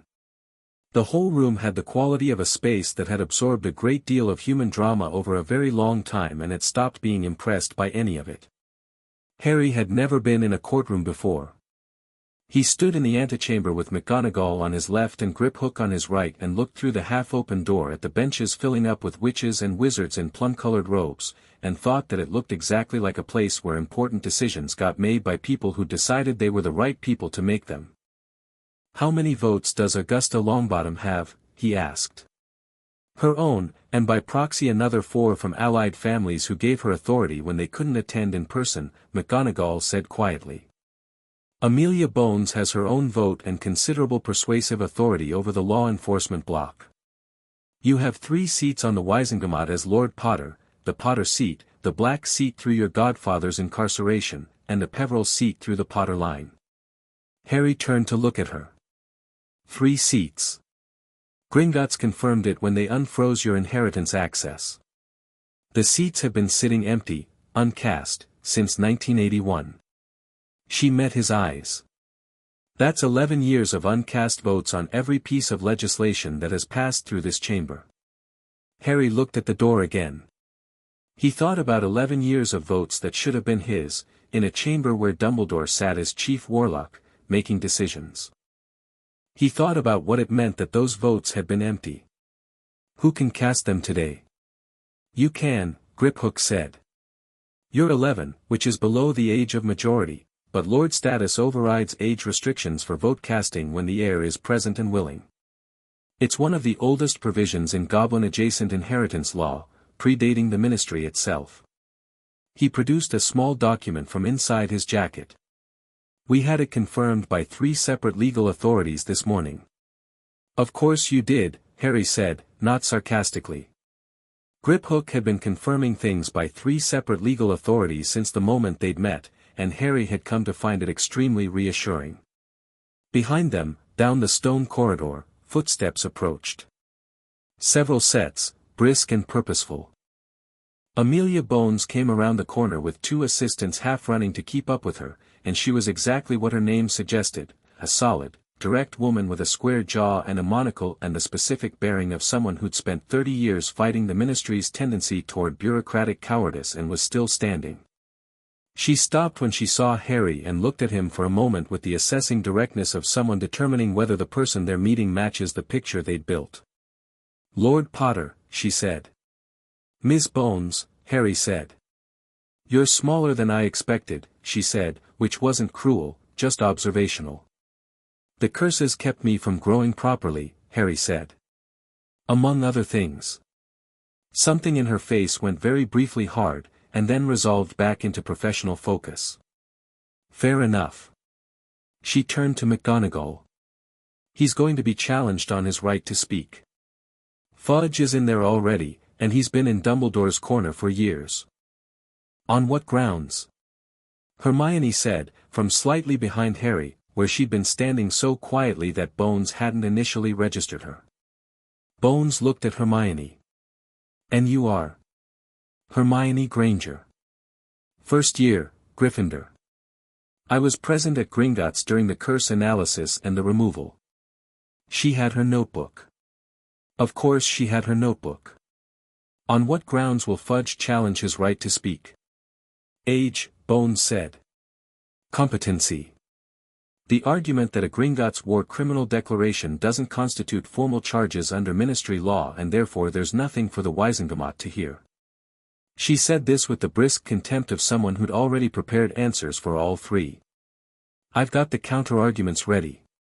But they'll try to stall the session into a procedural debate rather than an evidentiary one." "Can they succeed at that?" Harry asked. "They can slow things down. They can't stop it entirely." Augusta called the session under Emergency Provision 7, which allows the full body to override procedural delay by simple majority vote. Bones looked at him carefully. "The question is whether we have the majority." "I believe we do, but Dumbledore spent last night making calls." "He has a lot of goodwill," Harry said. "With a lot of people." "He had a lot of goodwill," Bones said. 38 blood curses on an infant is a significant withdrawal from any account." She looked at him for one more moment. "Are you ready for this?" "Yes," Harry said. She studied his face and apparently believed him. "Then let's go in." The chamber went quieter when Harry walked through the doors. Not silent, there were 103 members of the full Wizengamot and they were not a group prone to complete silence, but quieter, the way a room gets quieter when the thing everyone was talking about walks in. Harry walked down the central aisle with McGonagall and Griphook and didn't look at the benches on either side. He looked straight ahead at the space in the center of the chamber where the accused and the petitioner stood when matters were being heard. He'd been told the procedure. He would stand in that space, Amelia Bones would present the Gringotts declaration and the supporting evidence, and then Harry would be given the opportunity to speak. Then, theoretically, Dumbledore would respond. He took his position. Griphook stood at his right shoulder with the absolute stillness of a goblin who intended to be there regardless of what anyone said about it, and when one of the ministry officials started to say something about non-wizard parties in the chamber, Bones said, "Gringotts has formal standing in this proceeding under the Accord of 1752 and you can look it up if you'd like, Gerald, we have time," without turning her head, and Gerald apparently decided he didn't want to look it up. Augusta Longbottom was in the third row, ramrod straight, her extraordinary hat at its most formidable. She caught Harry's eye when he took his position and gave him a single nod, brisk and certain. Cornelius Fudge was in the front row and he was already red in the face, which told Harry he'd been arguing before the session started and hadn't won. He was a soft-featured, anxious man with a bowler hat in his lap and the expression of someone who felt that if everyone would just calm down and be reasonable, this whole unpleasant business could be managed appropriately. Harry looked at him, noted him, and moved on. The chief warlock's seat at the top of the chamber was empty. Dumbledore was not here. Augusta Longbottom was on her feet immediately. I move that the Chief Warlock's absence be noted for the record and that Deputy Chief Warlock Tiberius Ogden preside in his stead. She sat back down without waiting for a second. Seconded, said Bones, who had taken her seat in the law enforcement block. Ogden, a weathered wizard with the look of someone who had been hoping this would be a shorter morning, took the presiding chair with the expression of a man making the best of it. Session called under Emergency Provision 7, regarding the Gringotts declaration of war criminal status against Albus Dumbledore. Evidence will be presented. The subject has been formally notified and has elected not to appear. He looked around the chamber with the steadiness of long practice. We'll begin with the presentation. Bones stood and began. She was methodical and she was fast, which was a combination Harry hadn't seen before in official settings and which he immediately respected. She presented the diagnostic results from Pomfrey, the Gringotts analysis, the curse signature identification, and the declaration itself, and she did it in 11 minutes without taking a breath that wasn't part of a sentence. She put copies of everything on every seat in the chamber through a distribution charm, and by the time she finished speaking every member of the Wisengamot had the documentation in front of them. The goblin analysis is not ministry certified, Fudge said immediately. The goblin analysis is certified by the Goblin Accord of 1752, which predates the ministry by 40 years and to which the ministry is a signatory, Bones said, still standing. The accord covers commercial matters. Section 9 of the Accord covers inheritance crimes, which are specifically defined as including deliberate interference with an heir's physical, magical, or developmental integrity, Bones said. Gerald, do you have the Accord with you? Gerald, who was apparently Bones' all-purpose citation reference, produced a copy from nowhere. Fudge changed approach. The Wisengamot cannot act on charges that haven't been formally. I am formally laying the charges now, Bones said, as head of the DMLE, which is exactly my authority and jurisdiction, and I would appreciate it if you'd let me finish. She didn't raise her voice. She didn't have to. Under British magical law, Sections 42 through 48 of the Dark Magic Restriction Act of 1890, I am charging Albus Percival Wulfric Brian Dumbledore with the following: 4 counts of placing anchor-grade blood curses on a magical minor, 22 counts of placing core-limiting blood curses on a magical minor, 12 counts of placing connection-disrupting blood curses on a magical minor, 1 count of arranging and directing magical craftsmen in the commission of the same, and 1 count of conspiracy with a non-magical person for the purpose of magical suppression of a minor. She picked up her parchment and sat down. That's 40 counts. I'm prepared to add breach of magical wardship once we establish the guardianship record, which I have requested from the Ministry Archive and expect within the hour. The chamber was doing that quiet thing again, but louder in its quality, 103 people sitting with documented evidence on their laps and the weight of what it said pressing down. A witch in the middle tiers, Harry didn't know her name, said, "What is the accused response?" "The accused has elected not to attend," Ogden said. "We have, however, received a written statement." The statement materialized in the chamber, projected by spell onto the air above the center floor so that everyone could read it simultaneously. Harry read it standing there below it, upside down from his angle, but he could read upside down and the substance of it was clear. Dumbledore's statement was long and beautifully written and built its argument with the precision of someone who had spent a lifetime constructing convincing cases.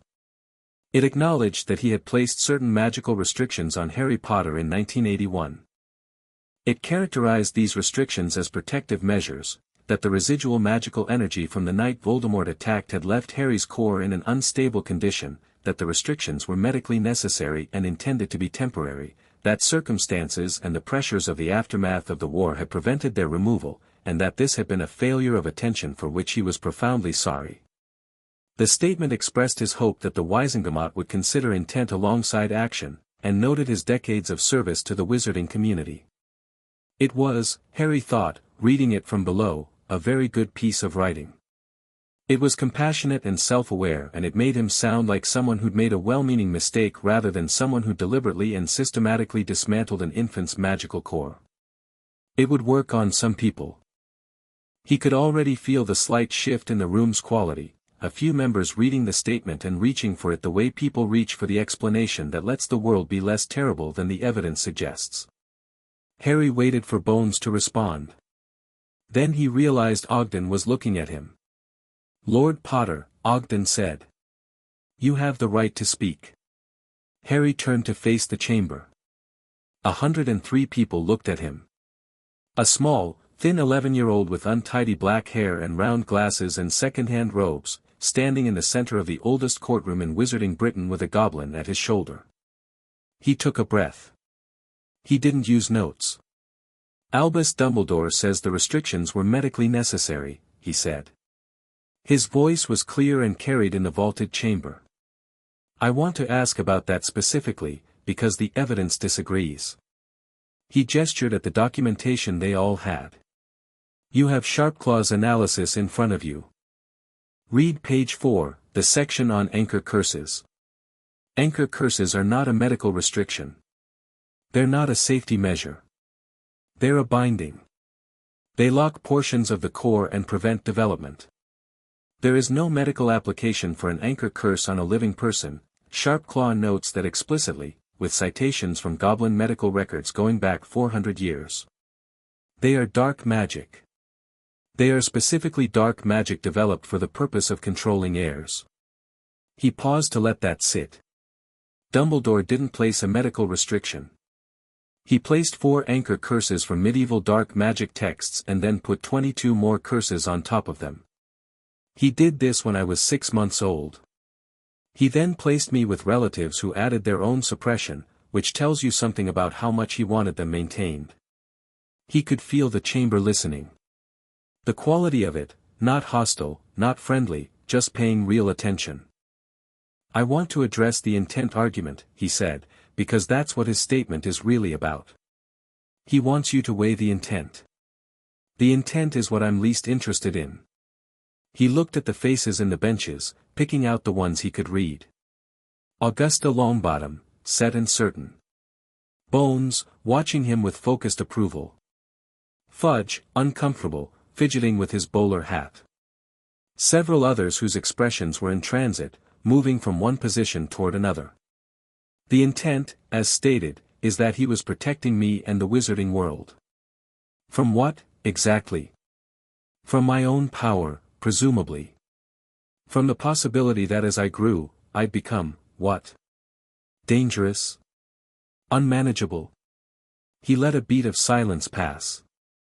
The intent, if we take it at face value, is that a man decided a baby was too powerful and needed to be controlled for everyone's benefit.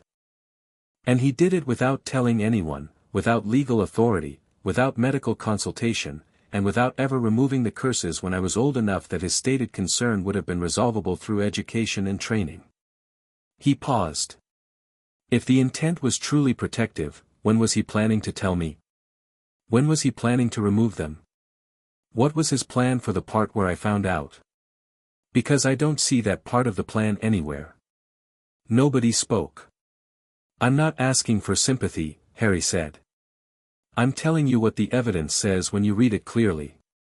He placed 38 blood curses on an infant, of which 4 were medieval dark magic anchor curses with no legitimate medical application. He arranged for additional suppression by my Muggle relatives. He maintained this for over a decade. And his response, when caught, is to write a statement about intent. He looked at the chamber. "The Wisengamot decides what that's worth. I've told you what it's worth to me." He stepped back. He was done. For a moment nothing happened. Then Augusta Longbottom began to applaud, which was notable because Augusta Longbottom was not a person who applauded things in formal settings, and then the sound spread, not everyone, not Fudge and his allies, but enough that it became audible and real and then faded back into the formal space. Ogden cleared his throat. "We'll move to deliberation." The antechamber was small and cold and had 3 chairs and a table with a jug of water on it, which was presumably what the ministry provided for people waiting out deliberations. Harry poured himself a glass of water and drank it and sat down. "That was extraordinary," Hermione said. "I said what I prepared to say," Harry said. That's what was extraordinary. You knew the documentation. You addressed every line of his defense before anyone could raise it. You didn't perform anything, you just laid it out. She was writing in her notebook. The anchor curse point is what did it. The room changed when you said there was no medical application. That's the thing they didn't want to know, Neville said. He was eating a biscuit that he'd produced from somewhere. He offered one to Harry. Because if it's not medical, it's only control. And then the whole protective intent story falls apart because you don't use control magic on someone you're trying to protect. Right, Harry said, taking the biscuit. McGonagall was standing by the wall with her arms folded, not eating biscuits, looking at the door back into the chamber with the expression of someone who was waiting to see which way something that had been wobbling would fall. Grip Hook, beside her, was studying his monitoring crystal. The chamber's reading is positive, he said. Majority positive. Can you actually read the chamber with that? Hermione asked, looking at the crystal. It reads magic levels and directional pressures, Griphook said. In a room full of witches and wizards all having strong feelings, the aggregate magical output has a directionality. It is not precise. But the aggregate right now is pointing toward action rather than delay. He paused. The deliberation will not take long. It took 22 minutes. When they went back in, Ogden's face had the careful neutrality of someone delivering a result they'd prepared for but not predetermined. The Wizengamot has deliberated, he said. On the charges as laid by Head Auror Bones, the vote on whether to proceed to formal criminal proceedings against Albus Dumbledore, 71 in favor, 26 against, 6 abstentions. He paused. The motion carries. Formal criminal proceedings will be initiated. A trial date will be set within 60 days. He looked at his parchment. Additionally, the body has voted, 68 in favor, to immediately suspend Dumbledore's title of Chief Warlock pending the outcome of proceedings. The chamber did a thing that wasn't quite noise and wasn't quite silence. The Hogwarts Board of Governors has been formally notified and will convene within the week regarding the headmastership, Ogden continued. Albus Dumbledore's status as Supreme Mugwump of the International Confederation is a matter for that body, which has been notified by the Gringotts International Declaration and will act independently. He lowered his parchment. Session adjourned. The banging of his gavel rang through the stone chamber and hit Harry in the chest, and something happened there that he hadn't entirely expected, not triumph, exactly, and not relief, exactly, but something in between them that felt like the specific, clean satisfaction of a thing being named correctly after a long time of being misnamed. Around him the chamber began to move. People rising, talking, the particular dense human noise of a large group processing something significant. Augusta Longbottom was making her way down from the tiers with the focused momentum of a woman with a list of people she intended to speak to. Bones was already on her feet, talking to her assistants with the efficient energy of someone moving immediately to the next thing. Fudge caught Harry's eye across the chamber. His expression was complicated, not angry, exactly, but something more fragile than anger. The expression of a man who'd bet on something for a long time and was only now registering that the bet hadn't paid. Harry looked at him steadily for a moment and then looked away, because he didn't need to make it mean more than it was. Lord Potter. A voice from his left, and it was not one he'd heard before in person, quiet, careful, with a weight to it that had nothing to do with volume. He turned. Severus Snape was standing at the edge of the clearing space, not in Wizengamot robes, he wasn't a member, but in his usual black, which meant he'd come here without official standing, as a presence rather than a participant. His face was its default arrangement of angles and shadows, but his eyes were doing something complicated, and Harry recognized that this was a man with a great deal of unresolved interior weather that had just been significantly disturbed. Professor Snape, Harry said. You read the defensive spells section from memory after an hour, Snape said. It was not quite a question. McGonagall mentioned that. I was at dinner when she mentioned it. He was quiet for a moment. I was also at Hogwarts on the 1st of September 1981. I was, I knew your father and mother. He stopped. Started again. I owe you nothing. I want to be clear about that. I also owe Dumbledore nothing, going forward. Those are separate accounts and I'm closing both of them. He looked at Harry with the expression of someone making a decision that had been building for a while and had just found its tipping point. I am the most accomplished potions master currently active in Britain. If you need someone in the castle who is neither your ally nor your enemy but who is watching, I can be that. Harry looked at him.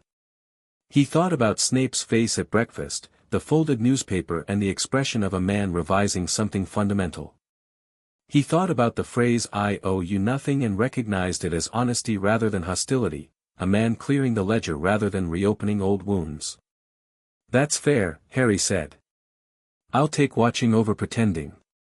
Snape nodded once, the minimal nod of someone who'd said what they came to say, and turned and moved toward the chamber exit.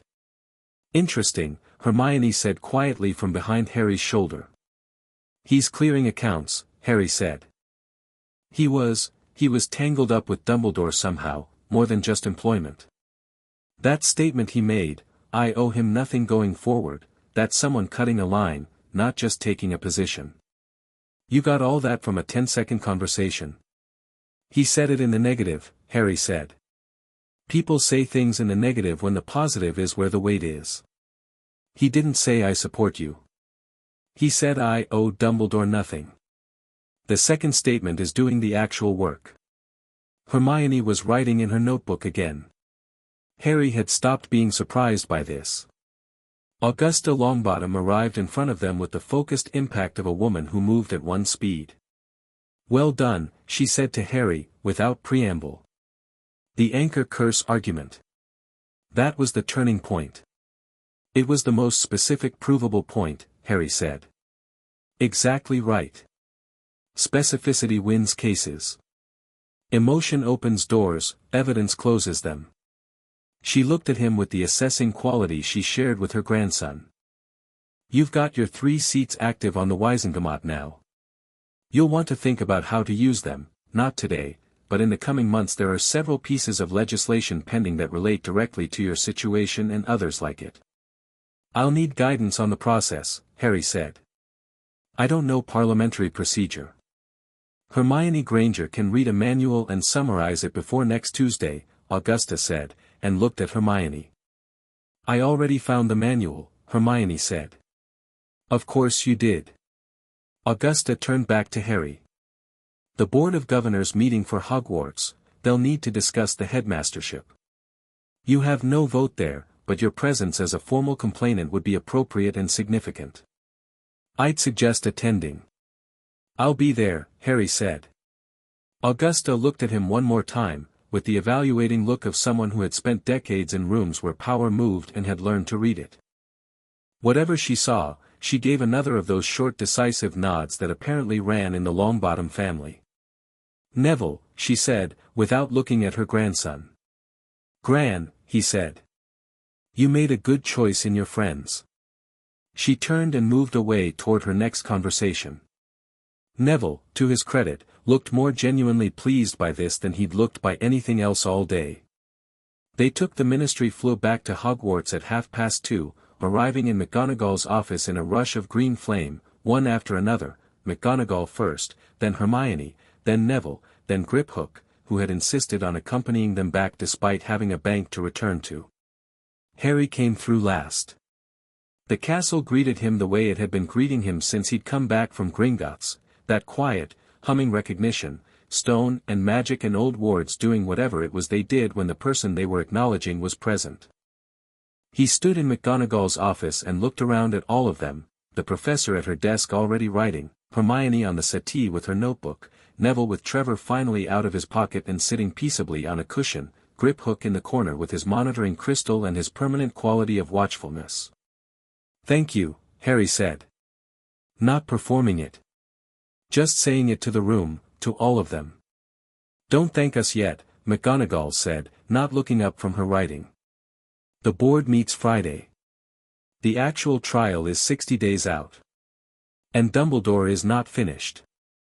I know, Harry said. He spent 40 years building his position in the wizarding world. He has allies we haven't mapped yet. He is a very intelligent man, and he is cornered, and cornered intelligent men are the most dangerous kind. She looked up. Are you prepared for that? Harry considered it genuinely.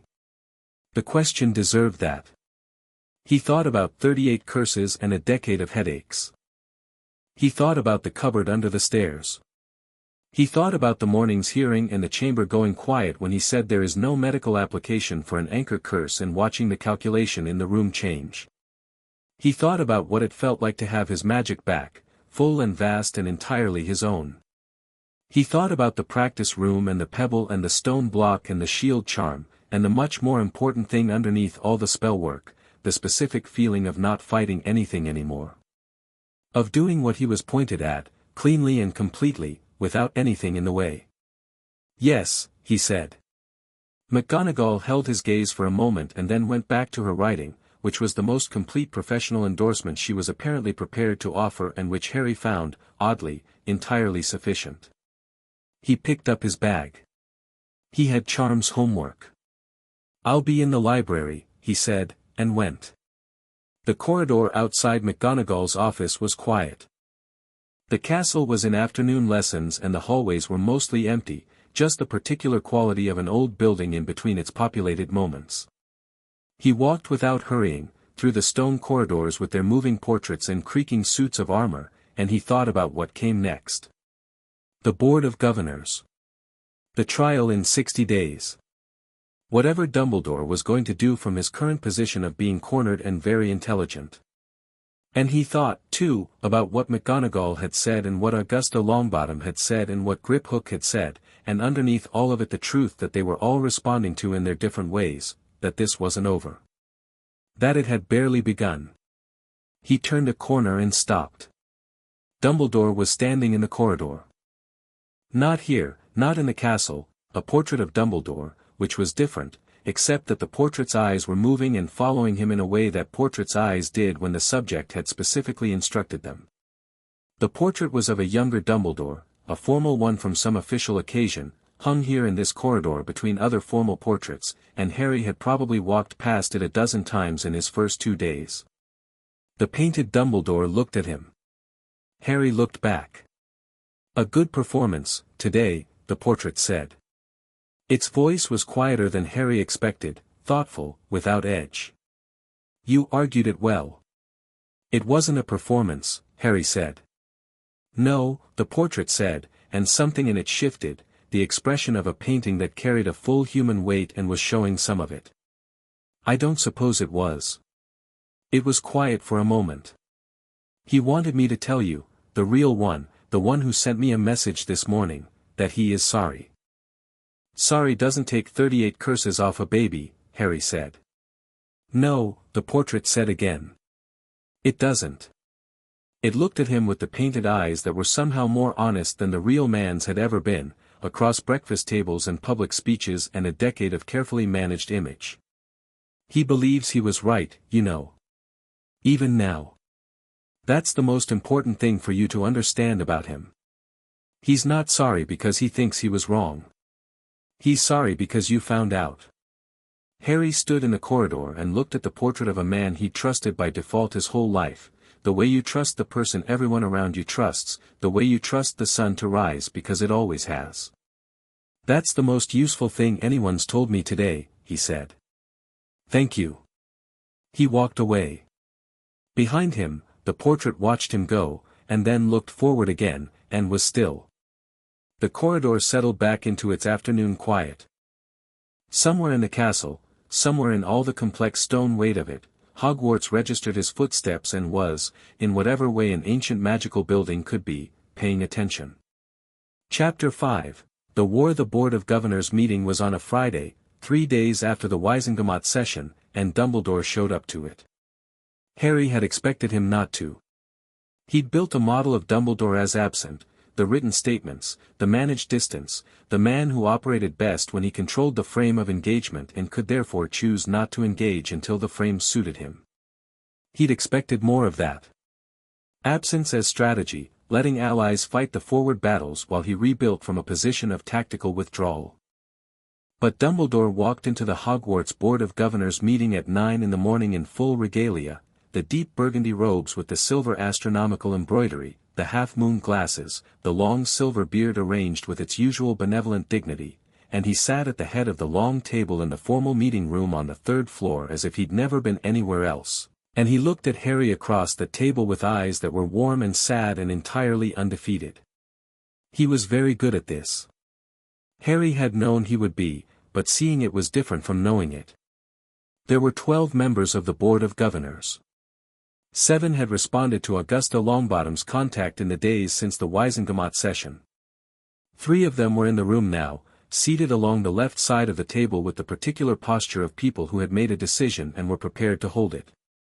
The remaining 9 ran from genuinely uncertain to actively supportive of Dumbledore, and those 9 were currently watching their headmaster with the relieved expressions of people who'd been frightened they'd lost something and were now glad they hadn't. Harry sat at the opposite end of the table from Dumbledore. McGonagall was at his right. Griphook was at his left.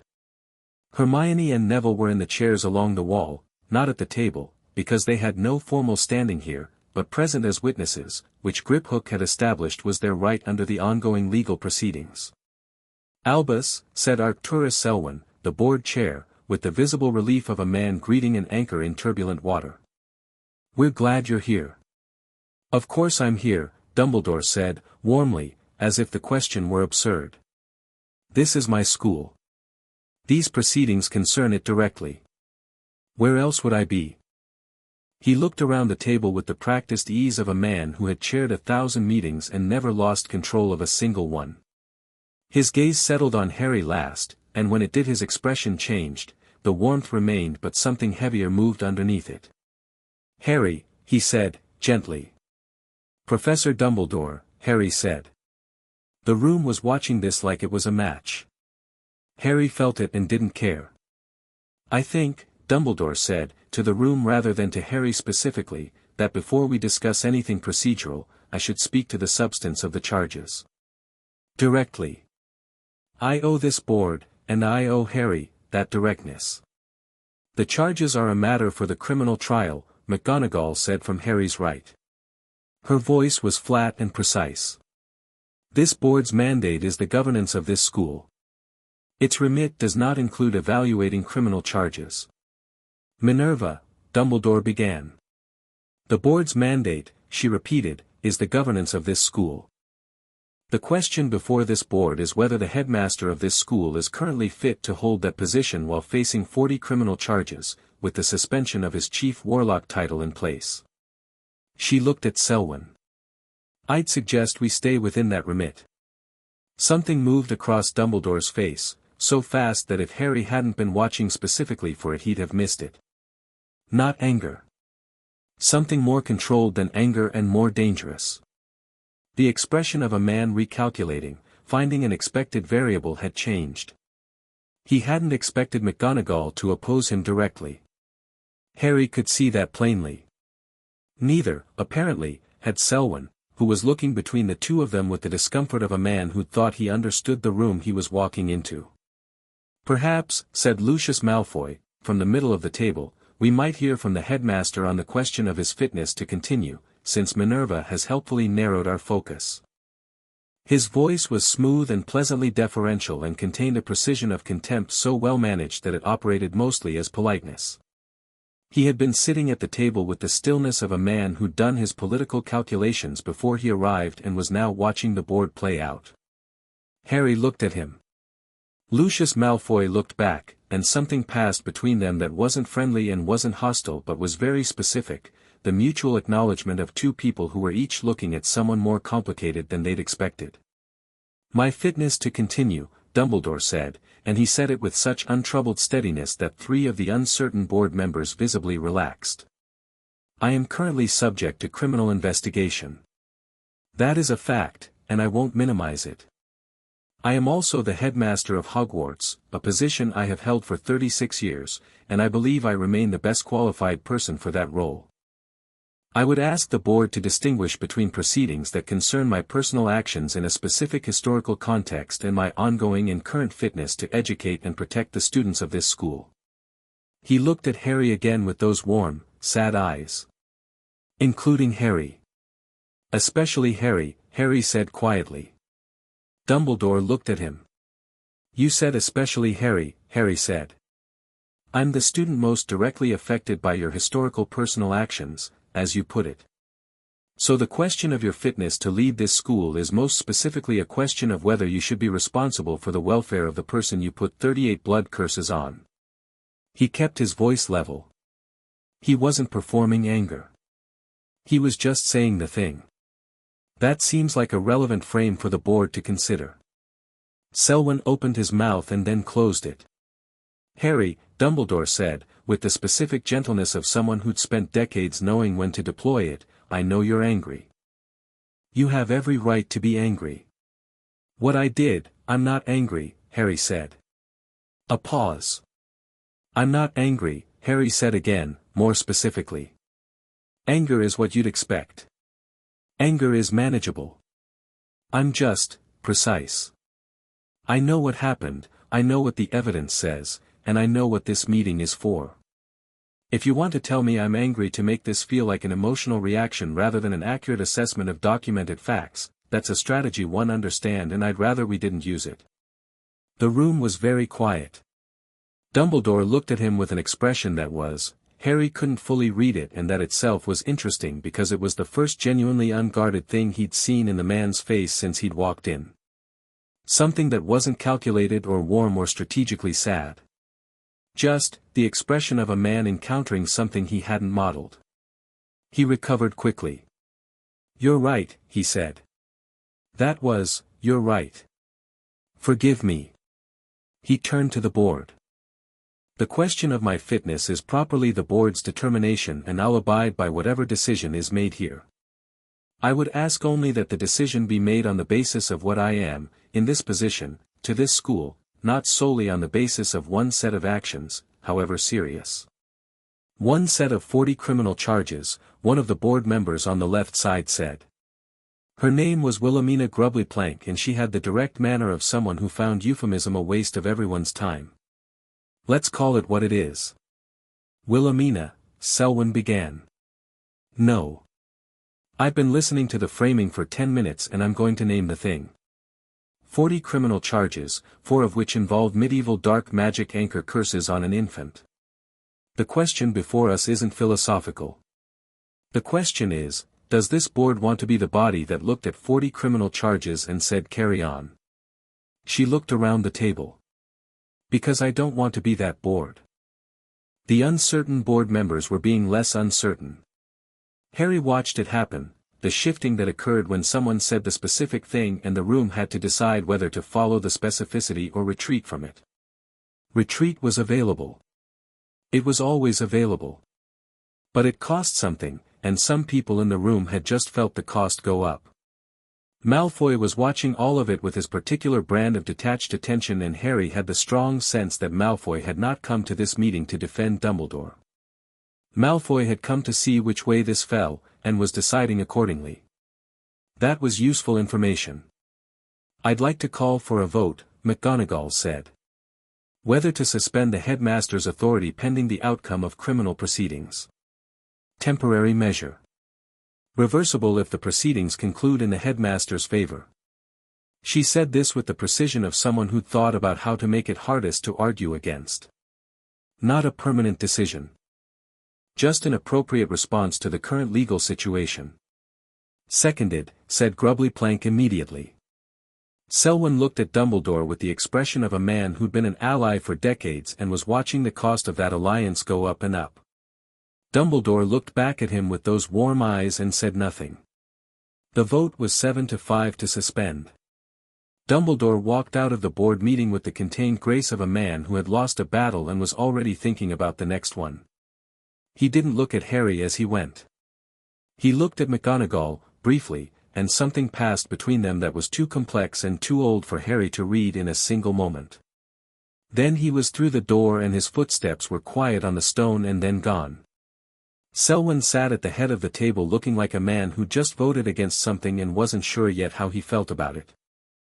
The deputy headmistress will assume administrative authority until further notice, Grubbly Plank said, looking at McGonagall with the practical efficiency of someone moving to implementation. Minerva, I assume you're prepared. I've been prepared for 36 years, McGonagall said. She said it without satisfaction or bitterness, just as a fact of professional life. I'll begin the transition of administrative responsibility today. Harry collected his bag from the chair. Griphook was already at his side. Hermione was writing. Neville had Trevor in his hands and was looking at the door Dumbledore had gone through with a thoughtful expression. What happens to him now? Neville asked. I mean, where does he go? He's not banned from the premises, McGonagall said. The suspension is of authority, not presence. He'll remain in his quarters until the trial. She paused. Unless he chooses otherwise. Harry thought about this. Dumbledore in his office without authority over anything. Dumbledore with his wand and his intelligence and his decades of maneuvering and a trial 60 days away and the specific kind of nothing to lose that came from having already lost something. He thought about what the portrait had said. He believes he was right. He's sorry because you found out. McGonagall, he said. She turned. Watch the castle, he said. I know that sounds, I know it's vague. But watch what moves. He has access to this building that 60 years of teaching and residence gave him, and he has people who are loyal to him still, and he knows every room and passage here better than anyone. McGonagall looked at him for a moment and the thing she'd been managing under her expression all week, the large, complicated thing, surfaced briefly. Not quite guilt. Not quite grief. Something that held both. I know this castle better than anyone except possibly Dumbledore himself, she said quietly. I've been teaching here since 1956. A beat. I'll watch. 3 days later, someone tried to get to Harry in the night. He'd been half expecting something.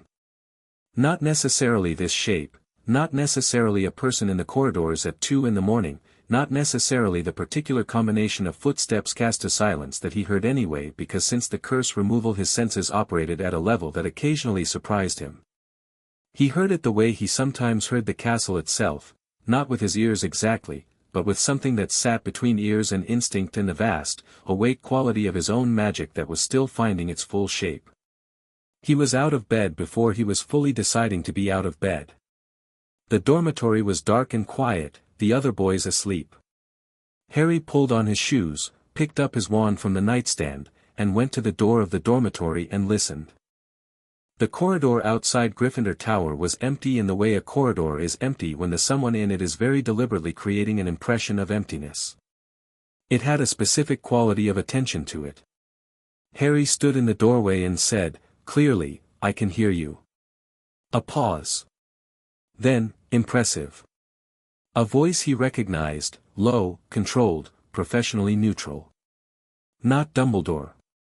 He'd have known Dumbledore's voice. This was someone else, someone who moved like a professional and stood like a person who'd spent a lot of time in corridors waiting. Then the footsteps abandoned pretense and approached, and the figure that resolved from the darkness wore ministry robes and carried a ministry-issue wand and had the face of someone following instructions rather than acting on personal conviction. I have a ministry order for your temporary reassignment to ministry custody, the man said. For your protection, during the ongoing, no, Harry said. The man stopped. He'd expected, maybe, surprise. Or the compliance of a child woken in the night by an authority figure. Lord Potter, I'm authorized, by whom? Harry said. A pause. The Ministry of Magic. Specifically who in the Ministry of Magic issued a custody order for an 11-year-old in the middle of the night? He kept his voice level. He kept his wand at his side. He didn't raise it because he didn't need to yet. Name the official. Cite the legal authority. If you have a legitimate order, these are easy questions. The man didn't answer immediately, which was its own answer. Fudge? Harry said. It's fudge, isn't it?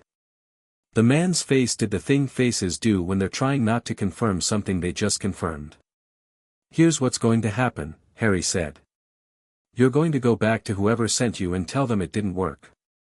And then I'm going to go back to sleep, and in the morning I'm going to owl Amelia Bones and describe this interaction in detail. He paused. Unless you'd like to have that conversation with her now. She has a fireplace and I imagine she'd take the flu.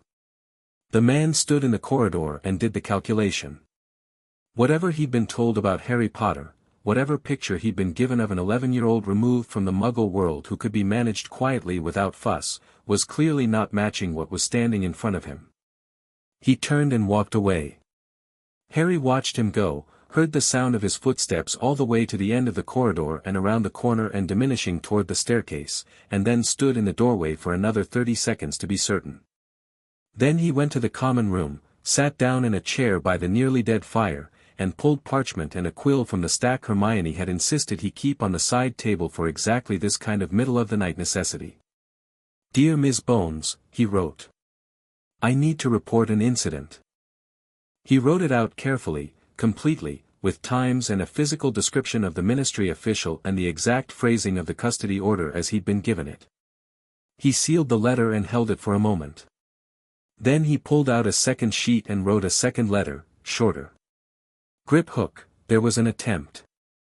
Ministry custody order, middle of the night, no legitimate citation of authority. Fudge, I think. Can you look into what was filed and when? He stayed in the common room until dawn, not because he was frightened but because the incident had the quality of a probe, testing the response, seeing what happened, deciding whether to push further. If it was a probe, staying visible was the right response. Making clear that the response existed. Hermione came down the stairs at 6:30 in her school robes with her bag already over her shoulder and stopped at the sight of him. You've been down here all night, she said. Someone came for me. She sat down immediately. He told her. She listened with the focused intensity that had stopped surprising him and started feeling like a foundational feature of having Hermione Granger as an ally, the way a good tool stops feeling like a tool and starts feeling like an extension of what you're doing. Fudge, she said, when he finished. Almost certainly. He's scared, she said. Not of you specifically, scared of what you represent. You sitting in that Wizengamot chamber and taking apart Dumbledore's defense in front of everyone it changed what people think is possible. If Dumbledore can be held accountable, other people can be held accountable.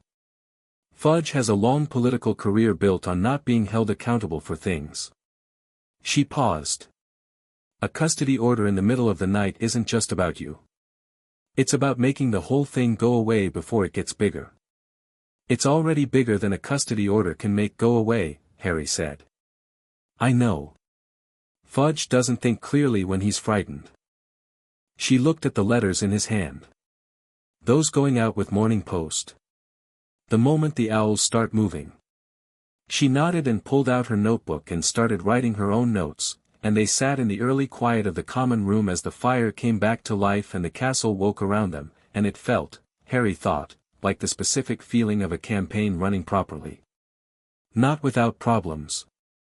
Not without opposition. But running. Moving forward, with momentum and documentation and people in the right positions. Bones moved fast. By 11 that morning she had identified the ministry official, a junior compliance officer named Dawlish, technically seconded from the Auror office, and had him in an interview room in the DMLE. By 2 in the afternoon she had confirmed that the custody order had been drafted by an aide in Fudge's office at 11:30 the previous evening and had never been logged through the proper legal process. By 4 she had sent Harry a formal letter informing him that the order was invalid, that Dawlish had been suspended pending a full inquiry, and that she was personally recommending to the Wizengamot Ethics Committee that Fudge be investigated for attempting to obstruct an ongoing proceeding. Neville read the letter over Harry's shoulder at dinner and said, "She's fast." She was waiting for him to do something like this, Harry said.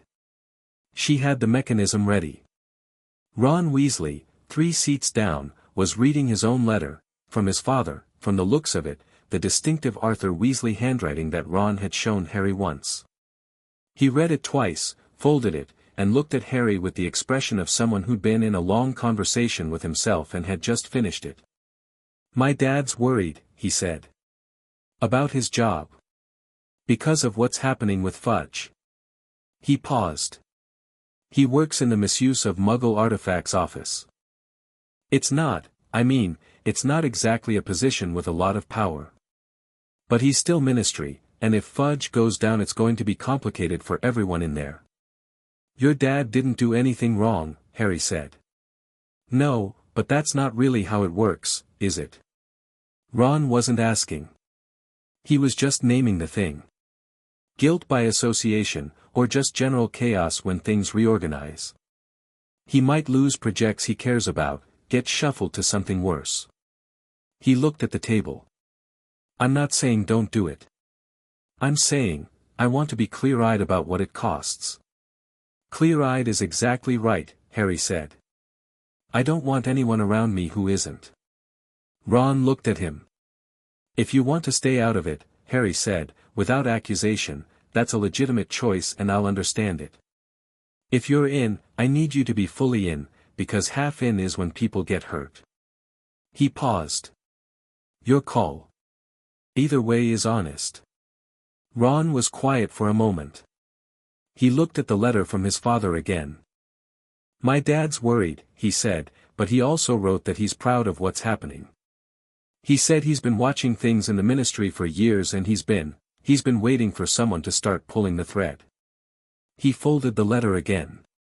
"I'm in." "Good," Harry said. Hermione, from Harry's other side, reached across and stole a bread roll from Ron's plate with the ease of a person who had decided that being in meant also being comfortable, and Ron said, without real heat, and the table moved back into the ordinary register of 11-year-olds eating dinner, which was its own kind of important. Dumbledore made his move on a Tuesday.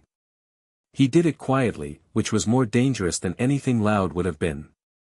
Harry discovered it not through any dramatic confrontation but through Griphook, who sent a message via Gringotts courier that arrived at breakfast with a single line, "He's been talking to Flamel. Thought you should know. Nicholas Flamel. The Philosopher's Stone." Harry knew the name from Hermione's research, from the evenings in the library mapping Dumbledore's network of allies and obligations. Flamel was 600 years old, one of Dumbledore's oldest connections, and he possessed something that Dumbledore had been safeguarding at Hogwarts, something that was currently sitting in a vault on the 3rd floor behind a series of protective enchantments. The stone itself wasn't Harry's concern. What was his concern was the shape of the move, that Dumbledore, stripped of administrative authority, with a trial pending, with Fudge's overreach failing, had gone to his oldest and most private ally. Was calling in the oldest favors. Harry spent breakfast thinking about it. He thought about what "I believe I was right" looked like as a motivation for a man who was now cornered and still brilliant. He thought about what cornered and brilliant looked like when the person genuinely believed the world required them. "He's not going to run," Harry said to Hermione, quietly, under the general noise of the hall. She looked at him. "No. Running would mean he'd decided he was wrong. He hasn't. He's building something else." Harry ate his eggs and thought. He thinks if he can demonstrate that the situation, Voldemort, the stone, whatever he was protecting against, justifies the actions he took, he can reframe the whole case. Not deny what he did. Justify it through context. He'd need evidence of the threat to do that. He'd need to produce the threat, Harry said. Or something that looks enough like it. Hermione went still. He wouldn't, I don't know. I'm saying the logic points that direction. He finished his eggs. I'm going to talk to Flamel. She stared at him. He's in Devon. He's 600 years old and possibly the most powerful wizard alive other than Dumbledore. Then the conversation will be interesting, Harry said. You can't just float to a 600-year-old alchemist's house on a Tuesday morning. Griphook can arrange it, Harry said. He looked at the courier owl, still sitting on the edge of his plate looking patrician. He'd have sent the message if he didn't think I'd want to respond to it. He looked at Hermione. Come with me. We'll go after classes. We have charms at 2, she said. Before charms. She shut her notebook. Then opened it again. I'll need 15 minutes to review what I know about Flamel's position in relation to the stone and what his probable interest in this situation would be. She paused. 12 minutes. Take 10, Harry said. We're not negotiating with him. We're introducing ourselves. They went by Gringotts' portkey. Griphook had, as Harry expected, anticipated the request and had a portkey waiting at the reply. Flamel's house in Devon was a low, old building half swallowed by the Devon countryside, surrounded by gardens that had been growing long enough to have their own distinct geography, and there was nothing threatening about it except the sheer weight of time that it held, 6 centuries of accumulated life, distilled into stone and root. Nicholas Flamel met them at the door.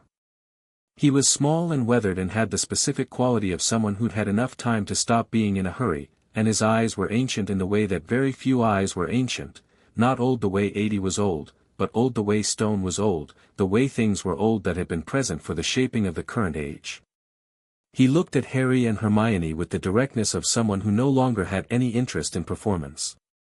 Lord Potter, he said. I wondered when you'd come. You've been talking to Dumbledore, Harry said. He calls me every few decades when he wants something, Flamel said. Come in. His sitting room was warm and smelled like something alchemical, layered and complex. They sat. He made tea. He moved with great economy of motion, nothing wasted, nothing performed. He wanted the stone, Flamel said, before Harry could ask. Not to use it. Or not directly. He wanted to discuss options. Contingencies. He poured tea. He told me what's happened. His version. What's his version?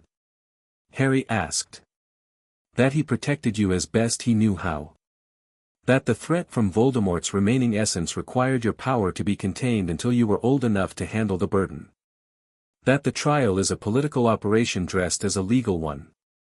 Flamel set down the teapot and looked at Harry over his cup. He tells a good story. Do you believe it? I believe he believes it, Flamel said. Which was exactly what the portrait had told him, and hearing it again from a 600-year-old man who'd known Dumbledore for most of that time made it more rather than less significant. Albus has never been dishonest in the ordinary way. He arranges the world according to his understanding of what it requires, and his understanding is very seldom small or petty. It is sometimes wrong. He looked at Harry steadily. For anchor curses on an infant are not wrong in a small way. No, Harry said. I told him I wouldn't help, Flamel said. I told him the stone stays where it is, that his contingency plans are not my business, and that if he contacts me again about this matter I'll be making a very long and specific statement to Amelia Bones. He paused. I'm telling you this because the move you identified, that he might try to produce or manufacture a threat to justify his actions, is accurate. It's how he thinks. The question is what he'll use. What's available to him? Harry said. Flamel considered. There are things in this castle that Dumbledore knows about and that the current administrative situation doesn't change his access to. Objects. Records. Things he brought here or built here over 30 years. He paused. There are also people. Former students. People with old loyalties and old obligations. Some of them would do very unwise things if he asked them to. Do you know who? Hermione said, her notebook already out. Flamel looked at her notebook. Something like amusement moved briefly across his ancient face. Clever girl. No, I don't know specifically. I know the type. He looked at Harry again. I'm giving you what I have because Albus is my oldest friend and I love him, and the correct response to that love is not to help him continue making the same catastrophic error. He said this with the steadiness of someone who thought it through over a long time. What he did to you was indefensible and he will not admit that, and people who cannot admit that they were wrong are the most dangerous kind of person, not because they're villains but because they'll walk straight through anything to maintain the truth they've decided to live in. Harry drank his tea. It tasted of something he couldn't name. "Thank you," he said. "Don't thank me. Stop him from doing something that will make everything worse," Flamel said. "He's still brilliant. Cornered and brilliant is exactly the right description. Whatever he moves toward, he will move there with the full force of 6 decades of expertise and absolute conviction." He looked at Harry with those ancient eyes. "So move faster." They came back through the portkey into McGonagall's office at 12:10. McGonagall was at her desk. She was always at her desk now, working through the accumulated weight of 36 years of administrative decisions that had been made above her and were now, suddenly, hers, and she looked up when they arrived. "Well," she said. Harry told her. She listened without interrupting, which was her listening mode, complete attention, no commentary until the thing was fully said. When he finished she folded her hands on her desk and looked at the middle distance for a moment. "He won't use the stone," she said. "He's been protecting that stone for Flamel for years and his relationship with Flamel matters too much." She paused. "But you're right about the threat production. There's something else he has access to." She stopped. "McGonagall," Harry said. She looked at him. The large thing under her composure was very close to the surface. "In 1981, she said, Dumbledore told me that Voldemort placed a piece of himself in you. A fragment. Something that survived. He called it a Horcrux." She said the word with care, like it had weight. "He told me when he brought you here, and he told me it was the reason the suppression was necessary, that if your magic developed freely, the fragment would develop with it and become dangerous before you were ready to handle it." She paused. "I believed him. I want you to know that. I believed him, and I accepted the argument, and that is something I will carry." Harry was very still. "Is it true?" he said. "Is there something in me?" "Gringotts would know," Griphook said from the doorway. He'd come through behind them, as he always did, quiet as a thought. "If there were a magical fragment of another person lodged in your core, the Cursebreakers would have identified it during the removal process." He looked at Harry with directness. "They did not. Sharpclaw's report is thorough. There is nothing in you that is not yours. The room absorbed this." "He lied to her," Harry said. "Not with heat. Just noting it, placing it in the architecture of everything." "Or," McGonagall said, very carefully, "the fragment was real in 1981 and was destroyed or expelled in the same event that killed Voldemort." She paused. "I don't know. I am telling you what I was told and what Gringotts' analysis says now." She looked at him. "What I'm telling you is that if Dumbledore decides to use this, if he presents the Horcrux argument publicly, at the trial, to justify what he did, he will find people willing to believe it.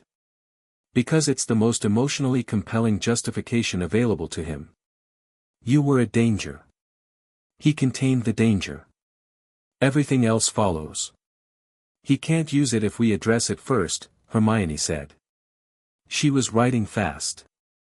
"If we release Sharpclaw's full report publicly, the complete Cursebreaker's analysis that establishes there's nothing foreign in Harry's core, before he can raise the Horcrux argument at trial, the argument loses its force." She looked at Harry. "We preempt it. Release it today," Harry said. "Full report, Gringotts seal, to every major publication and to every Wisengamot member." He looked at Griphook. "I'll have it distributed before evening post," Griphook said. McGonagall sat at her desk and looked at the three of them, the 2 first years and the goblin, with the expression she'd been wearing all week, the one that had stopped trying to categorize what it was watching and had settled into simple acknowledgement. "You're very good at this," she said. Not to any of them specifically. To the room. "We're learning," Harry said. Quickly. He stood. Hermione was already putting her notebook away, the gesture of someone who has what they came for and is moving to the next thing. Griphook was at the door. Harry paused. "McGonagall," he said. She looked up. The castle, he said. What moves? She understood immediately. She was up from her desk before the sentence was finished, her wand in her hand, moving toward the window that looked out over the grounds with the focused certainty of someone who'd been watching and had just understood what they'd been watching for. In the grounds below, walking toward the edge of the wards with the unhurried dignity of a man going for a late afternoon walk, was Dumbledore. He had a bag. Just one, small, over one shoulder. He wasn't running. He didn't look back. McGonagall's hand tightened on her wand. He's leaving, Harry said. He's leaving on his own terms, Hermione said, which was different. He's deciding the shape of his exit. Before the trial, before anything else can happen, he's choosing when and how he goes. McGonagall was at the window watching him with an expression that Harry understood now, the grief and the guilt and the 30 years of professional loyalty and the specific sharp pain of a person watching someone they'd believed in walk away from a different angle than they'd ever seen them from before. Should we stop him? Neville said from the doorway. He'd appeared at some point, summoned by whatever sense he'd developed of when things were happening and his friends needed people around them. He's not under arrest yet, Harry said. And I think, he watched Dumbledore's figure growing smaller against the long afternoon grass, unhurried, dignified, entirely himself even now. I think letting him choose this is actually what breaks the argument. They all looked at him. His whole defense is that everything he did was for the greater good, Harry said. That he was necessary. That without him making the hard decisions, everything falls apart. He watched Dumbledore reach the tree line and pause there for one moment, a small dark figure at the edge of the grounds, and then step through and be gone. If he runs, if he leaves rather than face trial, then the argument collapses by itself. You don't leave if you believe you were right. You stay and make the case. He paused. He's leaving because at some level he knows.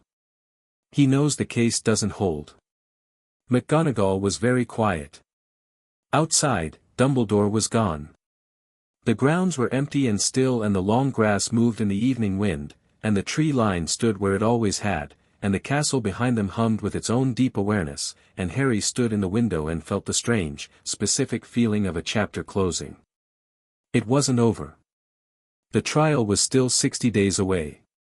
Fudge was still in his office doing frightened and stupid things. There were still 100 pieces of what Dumbledore had built that would need to be examined and in some cases dismantled. There were still people in the wizarding world who would never change their opinion regardless of evidence. But the man himself was gone, and the absence of him was like the absence of a headache, felt most clearly in the contrast with what had been there before. McGonagall turned from the window. Her face was composed. The large thing underneath it was still there, but it had found its shape, finally, and was resting in it rather than pressing against its container. Right, she said, in the voice that meant she was moving forward. Mr. Potter, you have an astronomy essay due Thursday and I believe you haven't started it. Harry looked at her. I'll do it tonight. See that you do.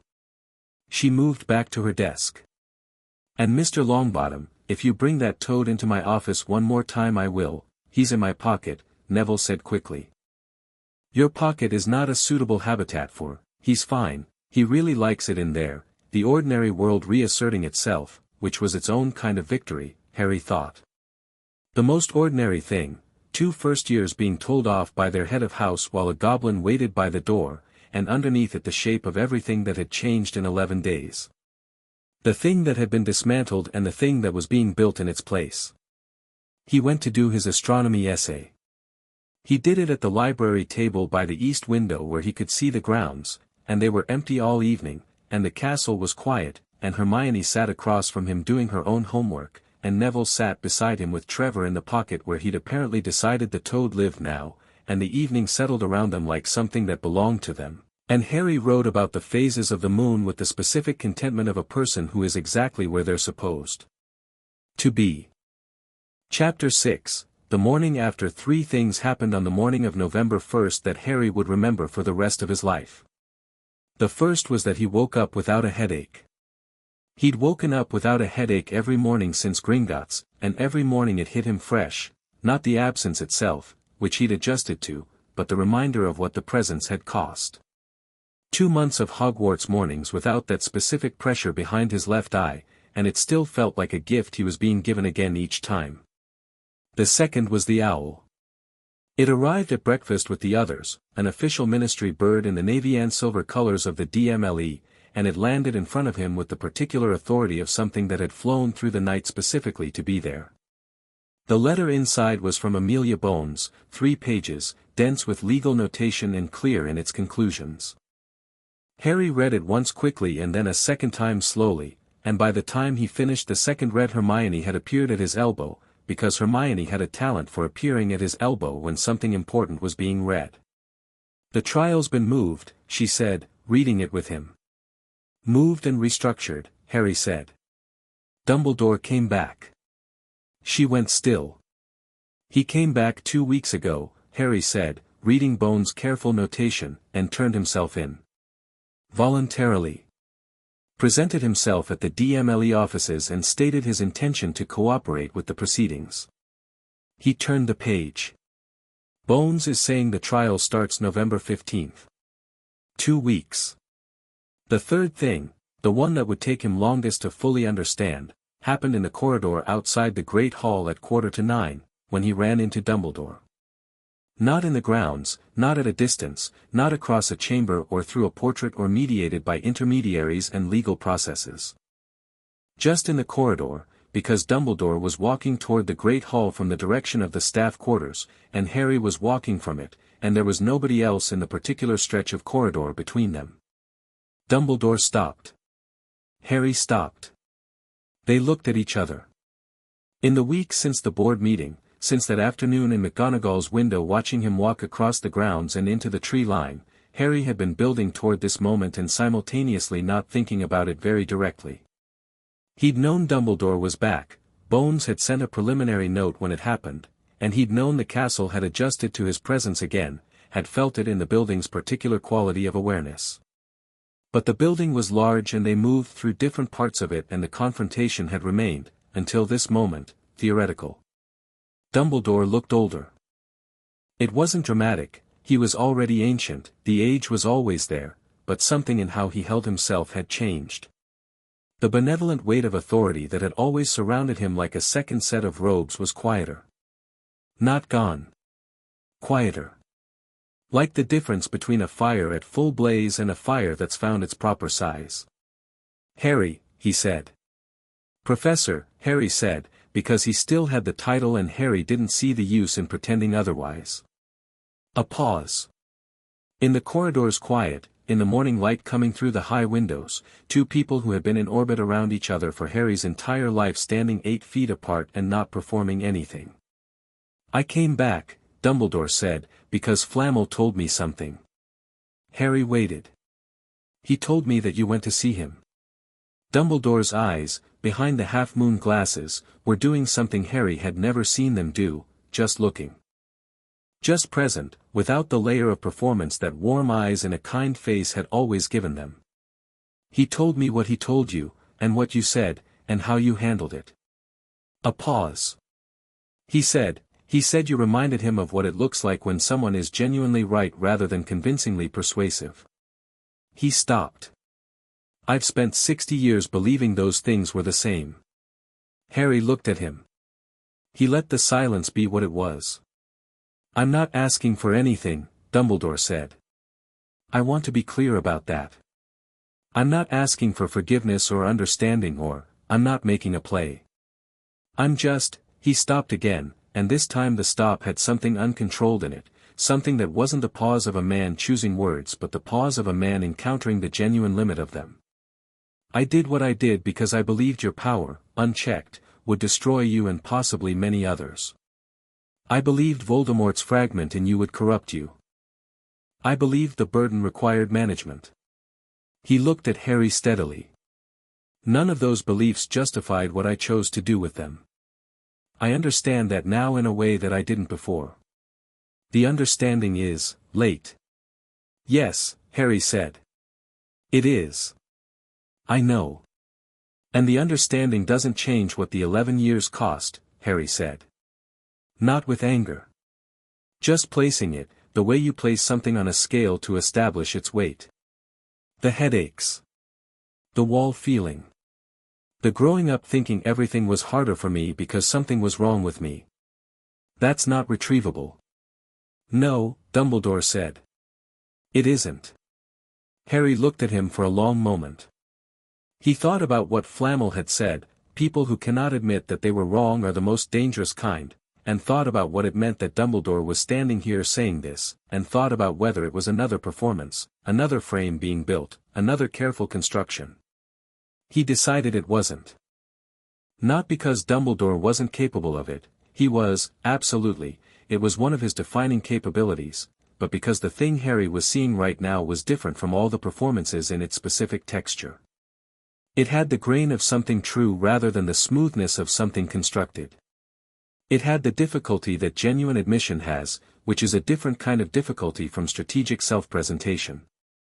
I believe you mean that, Harry said. I don't know what to do with it yet. Maybe I'll figure that out after the trial. Dumbledore nodded. Once, precisely. That's fair. It's not forgiveness, Harry said. I know. And it doesn't change my testimony, Harry said. At the trial. I'll say what happened and what the evidence shows, and I'm not going to soften any of it because you came back and said this. I wouldn't ask you to, Dumbledore said. Something moved in his face. I wouldn't want you to. Harry looked at him one more time, this ancient and brilliant and profoundly flawed man who had shaped his life from before he could remember, and felt, not forgiveness and not warmth and not the remnant of the trust he'd never actually chosen to give, but something more complicated and possibly more honest than any of those. The recognition of a person as a full thing. Capable of what they'd done and capable of what they were doing now, both true simultaneously, neither canceling the other.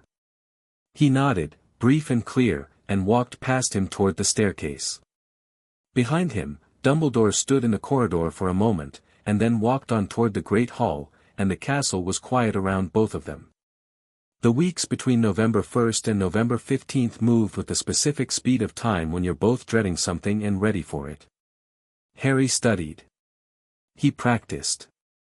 He worked through the third-year defense curriculum in the evenings in the fourth-floor practice room and found that the material held no real resistance, not because it was simple but because without 38 curses reducing his effective power to a fraction of its actual level, the gap between what the magic required and what he could provide was gone. He just did the things cleanly, on the first attempt, calibrating the output rather than fighting for access to it. Hermione kept taking notes. Her notebooks had expanded from 1 to 4, organized by category, legal proceedings, political landscape, individual actors, and their likely positions, and what she called Harry's development, which he'd objected to until she pointed out that having documentation of his magical progress before, during, and after the curse removal was genuinely legally significant for the trial. The point isn't to show off, she said, at the library table, her neat handwriting covering the page.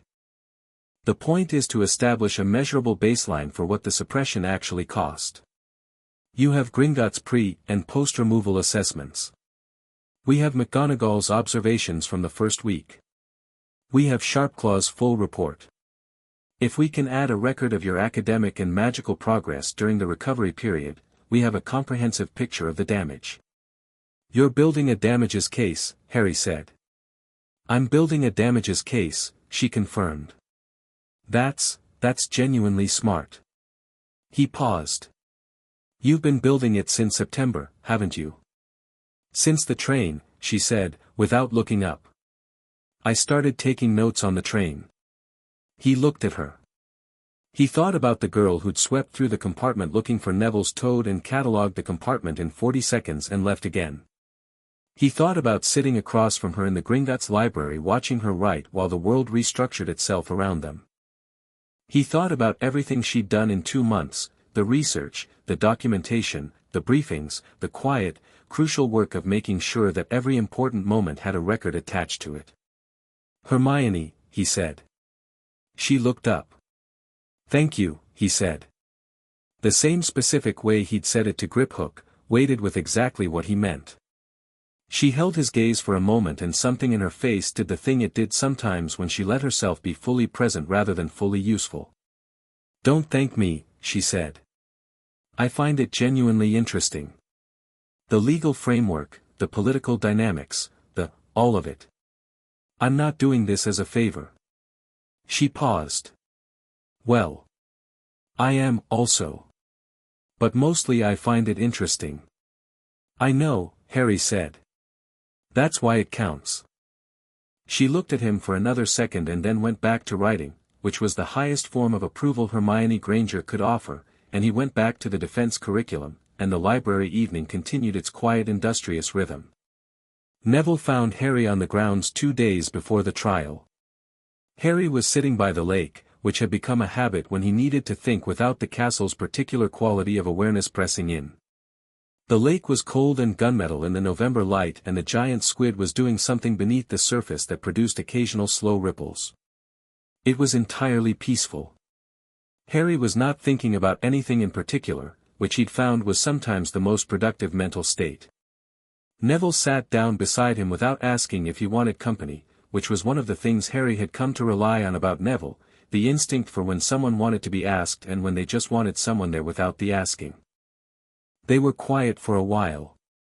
"Gran sent a brief," Neville said eventually. "For the trial. She's presenting the Wisengamot's position on the political implications, the uncast votes from your seats, the legislation that passed during the period they were empty, what she calls the structural damage." He paused. "She said she found 17 pieces of significant legislation that passed with Dumbledore's vote as the margin. Stuff about werewolf restrictions, centaur rights, goblin banking regulations. Things that shaped the last 11 years. He paused again. Things that your votes could have gone the other way on. Harry looked at the lake. He thought about 17 pieces of legislation. About the accumulated weight of an empty seat. About what it meant to have 3 Wisengamot seats sitting uncast for 11 years while the person who should have held them was in a cupboard under the stairs with 38 curses making sure he stayed manageable. "I'm going to have to learn a lot about wizarding law," he said. "Yeah," Neville said. "I think so. Your Gran is, she's been remarkable," Harry said. "In all of this. She didn't have to step in the way she did." Neville was quiet for a moment. "Then, she did, though. For her. She, after my parents, after what happened to them, she's been waiting for something to be right about how the world handles people who were hurt by things that shouldn't have happened." He looked at the lake. "My mum and dad got no justice. Nobody was properly held accountable for what was done to them. She's been living with that for 10 years. He paused. "I think she's pouring some of that into this." Harry sat with that for a moment. He thought about Alice and Frank Longbottom in St. Mungo's, which Neville had told him about in pieces over the weeks, not dramatically, just the way you tell people things that are simply and permanently part of who you are. 2 Aurors destroyed by people who were never adequately called to account. Augusta Longbottom carrying that for a decade and channeling it, now, into the precise and formidable application of Wisengamot procedure. "Tell her I know," Harry said. "That I understand what she's putting in. And that it matters." Neville nodded. He pulled his robes tighter against the November wind and Trevor made a small noise from his pocket and the lake went still. "Harry," Neville said. "Are you scared? About the trial?" Harry considered it honestly. "No," he said. "I probably should be and I'm not." He thought about why. "I think it's because the evidence is just there. It's documented, it's certified by the most credible magical authority in Britain, and the man came back and turned himself in. The trial isn't really a question anymore. It's a formalization." He paused. "What I'm more focused on is what comes after it." "What comes after?" "A wizarding world that spent 11 years being shaped by decisions made while I wasn't in it," Harry said. "Legislation that passed wrong. People in positions they're not suited for. Systems that have been arranged around a specific set of assumptions that are now being challenged. He looked at the lake, at the cold November surface of it. I have 3 Wizengamot seats and I'm 11 years old and I'm going to need to learn how to use them without making everything worse while I'm learning. That's a big thing to be thinking about at 11, Neville said. I know. I didn't choose the circumstances. He glanced at Neville. You're going to be on the Wizengamot eventually, aren't you? The long-bottom seat. Neville blinked. I mean, yes. Someday. When I'm of age. So we learn together, Harry said. You know the political landscape better than I do.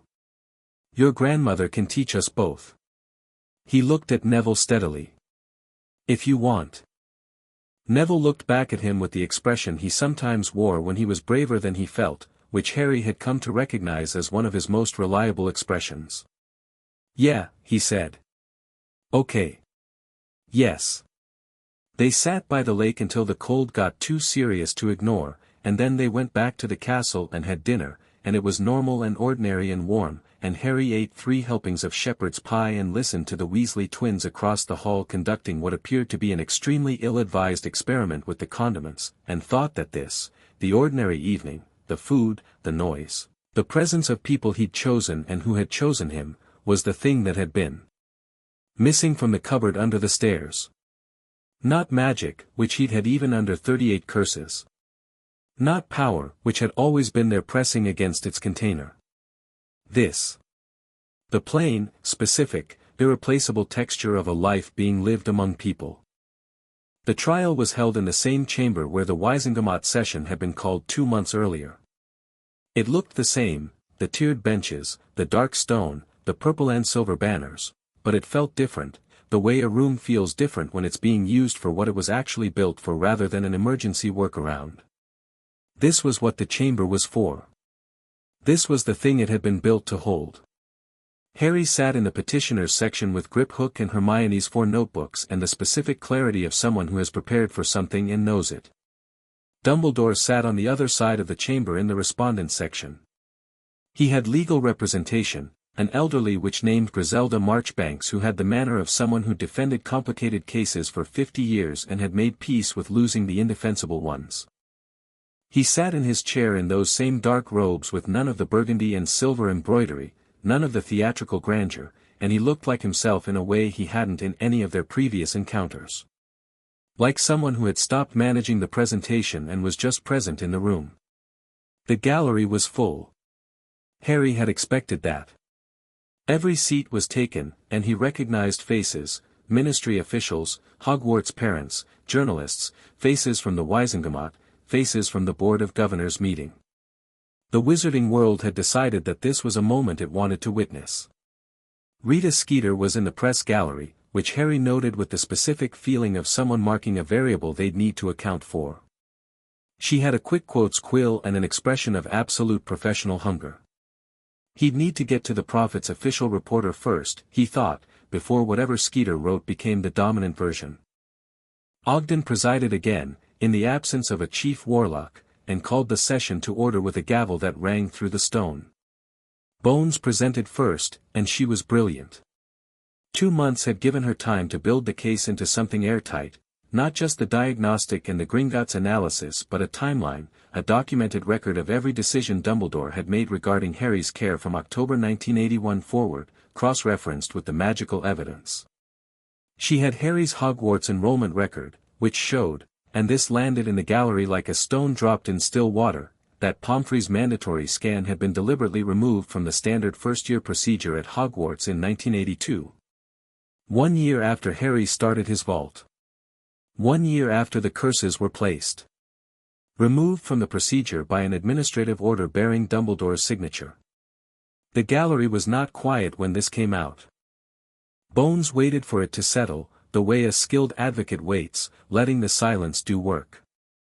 The scan was reinstated this year, she said, when the room was ready, as part of the procedural review conducted by acting headmistress McGonagall. It was the reinstatement of that scan on September 1st that led directly to Poppy Pomfrey's discovery. She looked at the chamber. It is the considered position of the DMLE that the removal of that scan was not an administrative oversight. It was a deliberate measure to prevent discovery. Marchbanks offered Dumbledore's defense without great enthusiasm, which told Harry something about what she'd been told to expect from the case. She argued intent, argued the Horcrux claim, which hit the wall of Sharpclaw's published report with a flat and final sound, and argued that Dumbledore's voluntary return and cooperation should constitute a significant mitigating factor.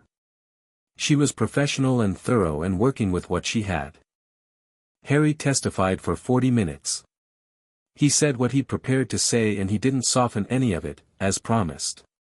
He described the diagnostic in specific detail. He described the Gringotts process. He described what Sharpclaw had told him about anchor curses and their historical function, and he invited the chamber to read the section in the published report where Sharpclaw noted, with 4 centuries of citations, that anchor curses had no legitimate medical or protective application. He described 11 years of headaches and the muffled wall feeling and the accidental magic that punched through anyway, and he was specific and unemotional about all of it, which was more effective than emotion would have been because the specificity carried its own weight. He described the morning in the hospital wing, and Pomfrey's face when the diagnostic went red, and the way she'd said someone did this on purpose by not saying that she didn't know. He described the Gringotts room and Ragnarok reading the charges and the particular, echoing quality of the number 38 in that stone space. He described what it felt like when the last anchor curse came off. He said it plainly, like being myself for the first time. Nothing more than that. The chamber was very quiet. Dumbledore was looking at him. Not with the managed warmth, not with the performance. Just looking, with those ancient eyes that had been calculating for so long they'd forgotten what it was to just see something. Harry finished. He stepped back. He sat down. Ogden called for deliberation. It took 4 hours. Harry sat in the antechamber with the others, Hermione, Neville, McGonagall, Griphook, Augusta Longbottom who had arrived with the precision of someone who timed her entrance perfectly, and Ron Weasley who had turned up with sandwiches because he'd apparently decided that sandwiches were his contribution to major legal proceedings and Harry wasn't going to argue with it. They ate sandwiches and waited. Augusta Longbottom sat perfectly upright and read documents. Griphook monitored his crystal. McGonagall had her eyes closed, which was not sleep. Harry had learned the difference. There was a quality to her stillness when she was fully alert, and was doing something that looked like waiting but had the active quality of someone listening to something the rest of them couldn't hear. He'll be convicted, Hermione said, at the 2-hour mark. Not as reassurance. As analysis. You sound certain, Ron said. The procedural evidence alone, the removal of the health scan from Hogwarts procedure, that closes the intent question. Before that piece, there was a theoretical argument that the curses were misguided protection. After it, there isn't. You don't hide your protective measures. She had her notebook open and wasn't writing in it, which meant she'd written everything she needed and was simply present. The question isn't the verdict. The question is the sentencing. What are the options? Neville asked. Under the Dark Magic Restriction Act, for 40 counts of varying severity, up to 20 years imprisonment in Azkaban for the 4 anchor curses alone. The lesser charges stack below that. She paused. But it's Dumbledore. The mitigating factors, his age, his voluntary return, his cooperation, are real. The chamber will weigh them. I'd expect something below the maximum. What would you give him? Harry asked. Hermione looked at him. Honestly? Honestly. Supervised house arrest. Wand restriction. Permanent removal from all positions of authority and a full review of every decision he made while those positions gave him power over other people. She paused. Azkaban doesn't serve the people he harmed. A full audit of his decisions does.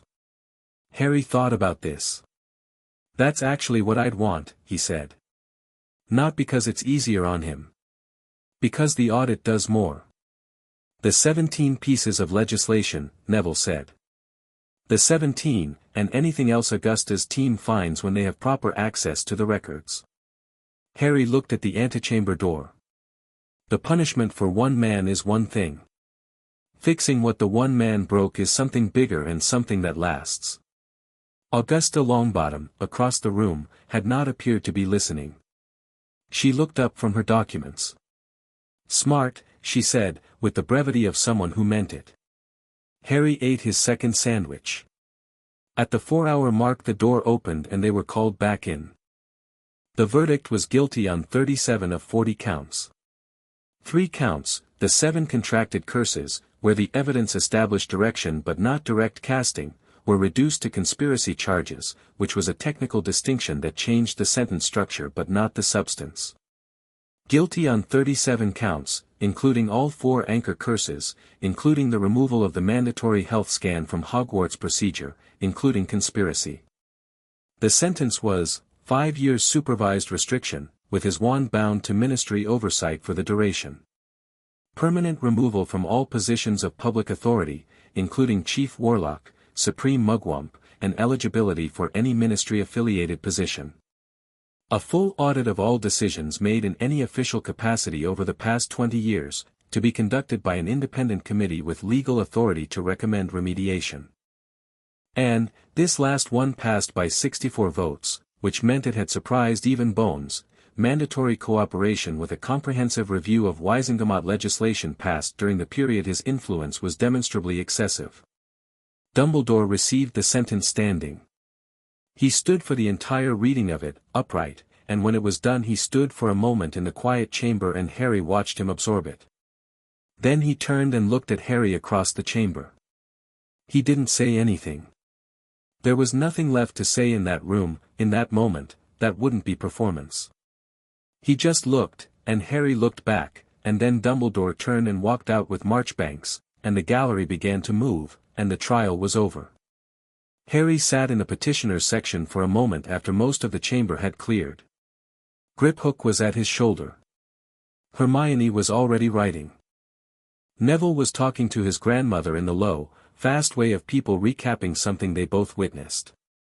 Ron was eating the last sandwich with the air of someone who hadn't expected to need it this long but was glad he'd brought it. McGonagall sat down next to Harry. She sat the way she stood, with the precision and containment of someone who had chosen every position deliberately. She looked at the empty respondents section where Dumbledore had been. "Well," she said. "Well," Harry said. A pause. "The audit committee," she said. "Augusta has already spoken to Bones about the composition. They want someone from Hogwarts on it, someone who can speak to the educational decisions specifically. The curriculum, the staffing, the administrative structures." She paused. "I've been asked to serve. Will you?" Harry said. "Yes," she said. "Someone has to do it properly." She was quiet for a moment. 36 years, she said. Not with regret, exactly, but with the weight of time and all that had passed through it. "I've been teaching at this school for 36 years. I knew what I knew and I trusted what I trusted and I missed things. I won't miss things going forward." "I know," Harry said. She looked at him with the directness she'd always had, the specific McGonagall directness that cut through everything else and just put the thing plainly. What you've done in these 2 months has been remarkable," she said. "I want to say it clearly, not as a teacher giving praise, but as a person acknowledging it. What you did took intelligence and courage and a quality of clear-sightedness that most people never develop and most 11-year-olds certainly don't have." She stopped. "I'm glad you're at this school." Harry looked at her. He thought about 36 years of teaching, 36 years of this castle, and what it meant that she'd said that specifically, this school, rather than something broader or more abstract. "I'm glad too," he said. She nodded once, stood, and went to join Augusta and the others, and Harry sat in the emptying chamber for another moment. The banners moved slightly in whatever air moved through the high vaulted space. The stone was the stone it had always been. Outside these walls the wizarding world was, doing whatever it was doing with the verdict, which would be a conversation that went on for months and years, probably, the way conversations about the things that shape a world always do. Harry thought about the next thing. He thought about it the way he'd been thinking about everything since the hospital wing, not with dread, not with excitement exactly, but with the clear-eyed attention of someone who understands that there is always a next thing and that understanding it properly is how you do it well. 3 Wiesengemot seats. The Audit Committee. The 17 pieces of legislation. A wizarding world that had been operating under a set of assumptions for long enough that changing them would take sustained, careful, intelligent work rather than a single dramatic intervention. Snape, who was watching from a careful distance and had not moved to either extreme, and who Harry thought had more to offer than the distance suggested. Flamel, who was 600 years old and had decided that Harry reminded him of what genuine rightness looked like. Amelia Bones, who moved fast and had good judgment and a department full of people she'd need to rebuild trust with. And in the school itself, the actual school, the one he came back to every evening from all of this, the one with the shepherd's pie and Neville's toad and the twins' perpetual experimentation and Hermione's notebooks expanding on every horizontal surface, the work of being 11 years old at Hogwarts, which was its own legitimate and important thing and which he intended to do properly. He picked up his bag. He stood. He walked out of the chamber through the ministry corridors and to the flue, and he came back through into McGonagall's office, and the castle greeted him with its particular deep recognition, stone and magic and centuries of accumulated life responding to his presence the way it had been doing for 2 months. He put his hand flat on the wall for a moment. Just a second. The stone was warm under his palm. "Yeah," he said, to no one in particular. "I know." The evening after the trial Harry went to the 4th floor practice room alone. Not to work through curriculum, not to calibrate output, not to prepare for anything specific. Just to be in the space with his magic and let it settle. He stood in a circle and held his wand and breathed. He thought about Sharpclaw saying your core will try to catch up and the floor ringing like a bell and Hermione saying oh and 17 monitoring crystals blazing simultaneously. He thought about what Griphook had said, 143, and still developing, and what that number meant and didn't mean. The number was a fact. What he did with the fact was the thing that mattered. He thought about the portrait of Dumbledore in the corridor saying he believes he was right and he thought about what it meant to be right. Not the performance of rightness, not the strategic deployment of good reasoning, but the actual thing, the grinding, daily, unglamorous work of looking at what's in front of you and seeing it clearly. He'd been doing it for 2 months. He'd need to keep doing it for a long time. For as long as there were things to see clearly. He thought about the Horcrux claim, which Bones had systematically dismantled at the trial using Sharpclaw's published report, and which had largely collapsed as a defense. He thought about what it meant that Dumbledore had believed it, possibly, had genuinely believed it when he'd used it to justify things to himself and to McGonagall. The belief was real. The belief had made everything he did feel necessary and right and unavoidable. That, Harry thought, was the most important thing he'd learned from all of it. Not about Dumbledore specifically. About the mechanism. About how a person could be brilliant and experienced and genuinely caring and also cause enormous damage to someone specific, because they decided the specific someone was less important than the larger thing they were protecting. The mechanism was simple. It happened all the time, at every scale, and the only defense against it was the thing Flamel had said, genuine rightness rather than convincing persuasion. Looking at the actual thing rather than the story you'd built around it. He lifted his wand. He thought about what he wanted to do and with what precision and why. Then he practiced. Not for anyone. Not for a trial or a hearing or a demonstration of anything. Just because the magic was his and he was learning to know it, and that was work that was worth doing on its own terms, in a room with thick walls at the end of a long day at the end of a very long 2 months. An hour later Hermione knocked on the practice room door and then opened it without waiting for an answer, which she always did because she always knew when he'd been in there long enough. "Dinner," she said. "What is it tonight?" "Roast chicken and those potatoes you like." He lowered his wand and picked up his bag. "How are the notebooks?" Volume 5 started this evening, she said, with the satisfaction of someone reporting a professional milestone. 5 notebooks in 2 months. There's been a lot to document. She fell into step beside him in the corridor. Griphook sent a message. The audit committee had its first meeting. They've already found 3 more pieces of legislation to flag. Who's on the committee? Your Gran, Neville said, from around the next corner, which was either coincidence or Neville's developing talent for being exactly where he was needed at exactly the right time. McGonagall, Bones, 2 Wisengamot members Augusta handpicked, and a goblin legal observer from Gringotts. He fell into step on Harry's other side. Gran says it's going to take at least a year. That's fine, Harry said. We're not going anywhere. The 3 of them walked through the castle toward the great hall, through corridors that were warm with evening light and the background hum of a school full of people at the end of their day. The suits of armor. The moving portraits. The specific quality of a very old building that had been holding people and their lives for centuries and had, in whatever way a building could, particular feelings about the people currently walking through it.